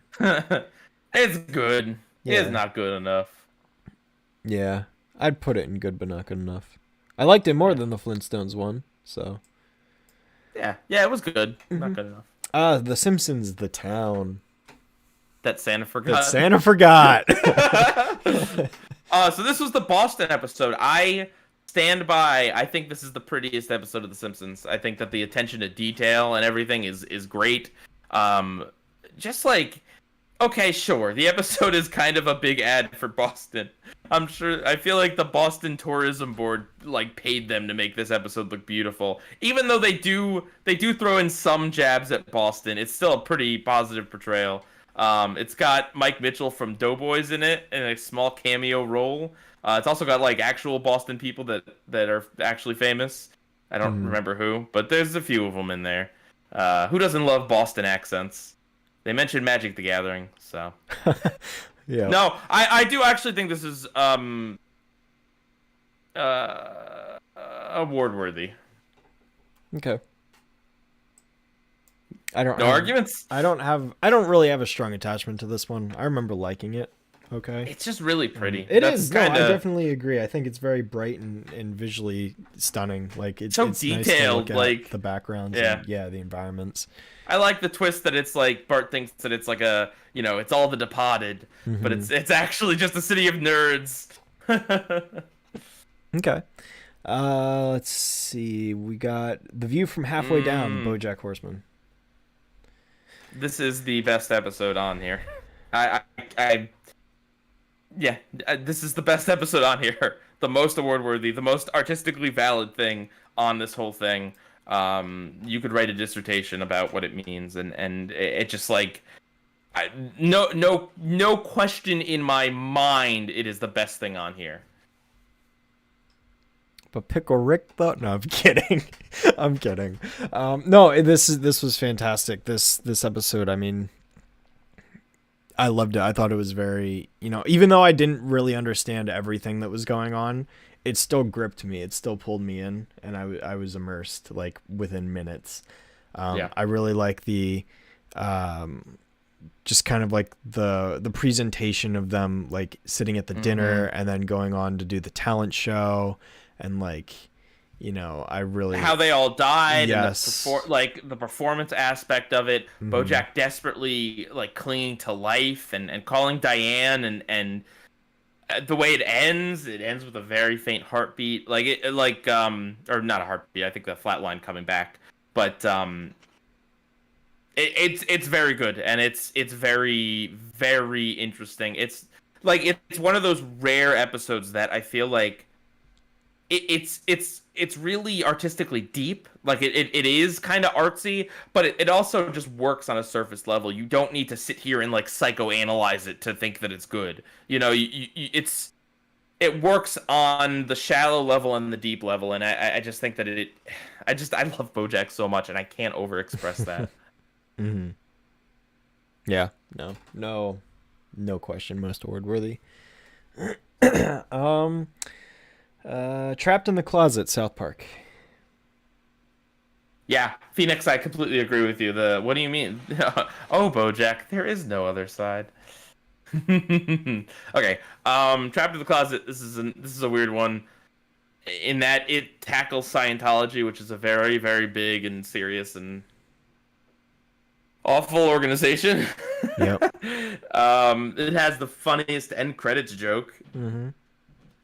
But as an episode, it's kind of boring. It's like the freemium episode, which we still have to rank. Throw it in the back with the freemium episode. We'll deal with that in like a few minutes. Okay.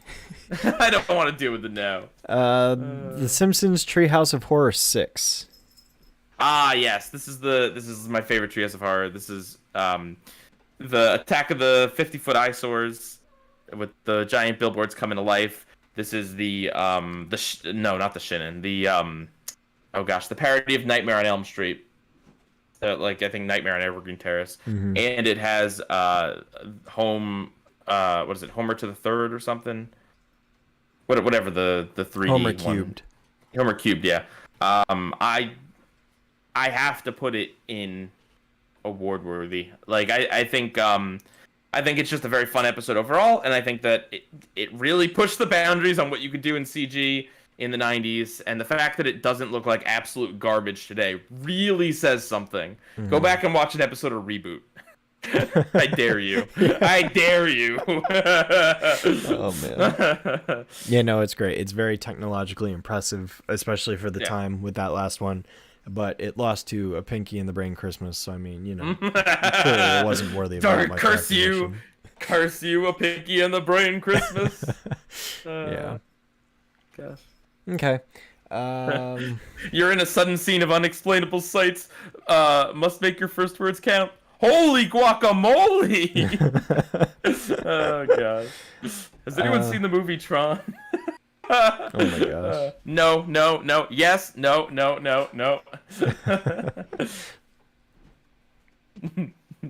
Okay. Sorry. You guys could just sit here and make me laugh with quotes for another hour, but we gotta get wrapping this up. Yep. Okay. All right. Next up, Simpsons Treehouse of Horror number 23.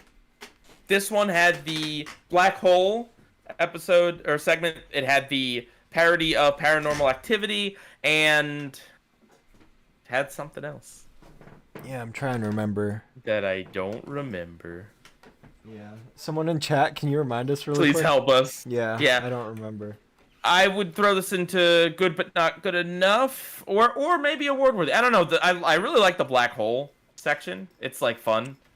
I think the Paranormal Activity, it's like, yeah, it's a bit weird because that franchise really burned itself out. But it was kind of cool, the techniques they did to do like the first person perspective. Yeah. Also, the joke at the end is very weird. No one knows what the third segment is. All right, so good but not good enough. Then. Yeah, clearly. Oh, no, the Back to the Future parody, most award worthy with Artie Ziff. Where I'm trying to remember. Bart goes back in time and makes Marge fall in love with Artie Ziff, and he goes back to the present, and he's a Ziff.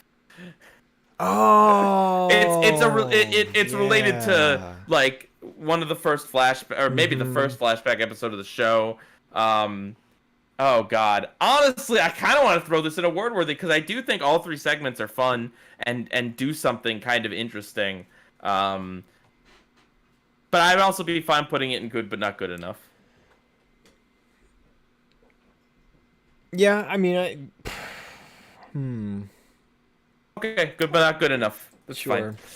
fine. Treehouse of Horror 25. Oh gosh, this one has Adventure Time, guys. Yeah, this one has them meeting their Tracy Ullman selves. Yep. And the other two segments. What are the other two segments? I don't know. I don't remember either. We watched like 9 Treehouse of Horror segments and a Halloween Halloween of Horror. Well, Halloween of Horror, yeah. but Thanksgiving of Horror. Yeah. We watched like 15 segments. Lit. I don't know, man. We'll let the chat catch up. A Vat of Acid episode, Rick and Morty. Award worthy. 9 more seasons. Award worthy, yes. I think the Emmys actually got it right on that. It's not better than the Bojack episode, but the Vat of Acid episode is probably my favorite Rick and Morty episode. I think it's just so funny that it's just the whole thing is just one big gambit to get Morty to just admit that it's a good idea even though he doesn't think it is. Yep. There's so many funny moments how Morty gets everyone mad at him by the end of the episode. The fact that like Morty's just ragging on Rick's plan because it's like pedestrian. Like it's just such a weird cartoony thing. It's amazing. I really do like it. I think it's clever. I think the whole sequence without any talking, where Morty falls in love, like is great and tragic. Super cool. Yeah, absolutely. One of the best of that season. I just rewatched season 4 like last week, and yeah, no, I agree. This is one of the best of the season. Yeah. Okay. Phoenix says that Treehouse of Horror 25 had the school, the Hex School, where Bart Hex was like School, really good. That's right. That one was animated very well. Yeah, the one where they're haunted by their past selves, and the Clockwork Orange parody. That one was kind of the forgettable segment. Yeah. Okay. Good, but not good enough. Yeah, that's fine. I do think it's a pretty good Treehouse of Horror. They picked good ones to nominate. I really wish the Shinin was, because that probably is the best Treehouse of Horror segment. Period. Is that a Shining parody? Or yeah, but you can't say that. You don't want to get sued. Oh, okay. It's the Shinin. Okay, I gotcha. All right. No beer and no TV makes Homer go something something. Crazy? Don't mind if I do. Okay, Pi, I just have one question for you. Yeah. Why Charlie Brown? Why? No. Oh my god. Yes. Well, I think this episode could have used a little 9/11 in there. Oh my gosh, this was like 10 years before that. Okay, no. This, in all seriousness, that's a reference to something going on. If someone watches this like 10 years from now, I'm not just making a 9/11 joke out of nowhere. There's a topical thing happening. Anyway, why Charlie Brown's why? I think I would. I'm kind of torn between technicality and award worthy. I think it maybe is just award worthy. Like, it's not the most fun thing to watch, but you know what? Cancer's not fun, and it does a really good job of kind of showing kids the reality of it, and it's really bold and it's really gutsy, and we make jokes just because it's like, I never expected Charlie Brown to go there, but you know what? I think it's pretty fitting. Like, I think Charlie Brown is the kind of property that they can make this work. Garfield, probably not. No. But Charlie Brown, absolutely. I think they did a good job kind of pointing out several things about, don't bully kids that have diseases. Like, here's what happens during cancer. Like, here's all this stuff. And, it has a happy ending, but I think that's okay. Yes. So, yeah. No, I there agree. you go. Award worthy. If only Lucy got her comeuppance. Yeah. Okay, and then technically last, but we do have 2 South Park episodes to re-rank. Will Vinton's Claymation Comedy of Horror show, most award-worthy. Yeah. This was better than the Easter one, even. Yeah, it was better. It was all the things we said for the Easter one apply here, and then it's better than that. All right, 2 South Park episodes that are preachy. I don't think are great stories, but are significant. You know what? I'm for freemium and technicality. Yes. I'm for both of them in technicality. I think that both episodes take on some group, some people that do things that are unscrupulous and deserve to be pointed out. I wish they had been better episodes, but when all said and done, I think that them existing is bold and interesting. If you want to reorder the list real quick, and we'll just do a very, very brief reordering, see if anything needs to be shifted, and then we'll do some closing statements, and then that'll be it for the award show audit. Thank you guys for hanging out with us for such a long time today. Yeah, this is our longest stream by far. Didn't expect it, but nope. Okay. While you're doing that, I guess I will just say, you know what? For all the crap we give the Emmys, and I think they do deserve it, there is still a good amount of things that are nominated that are genuinely worth it. I mean, look at it. Look at how many things we thought were deserving of an award. It's less than half, it looks like, but it's still a good amount of things. So there's the whole list. Yep. Can you throw that Bojack episode to just like the front of the pack in the top there? I'd throw that to the front of the pack, and I'd throw the Claymation Halloween second. And then I'd put the other Bojack episode second, actually. I'd put the Bojack episode above the Claymation stuff. I would disagree on that one. I think that the Claymation... I would put better that than Claymation. Worse than Claymation Easter. I thought I'd put the Comedy of Horrors one above. Okay, Show, fine. personally. That's fine. That's but fine. I still don't disagree That's that Free Show fine. is amazing. Oh my gosh. Shadow Licks Play-Doh confirmed. What can I say? No. Yeah, I don't know. The rest of it is, I feel is kind of. Maybe I don't know. I don't think we need to like go through. Yeah, I would agree. Those top 4. I would put it down. Maybe as 5. Yeah. Let me see. Rugrats Passover. Dude, there's a lot of good stuff here in this thing. Yeah. Though. No, I know. I know. Is there going to be another podcast after the award show audit? Nope. This is it, guys. This is it. I know we're sarcastic about a lot of things, but no, not that one. Genuinely. Yeah.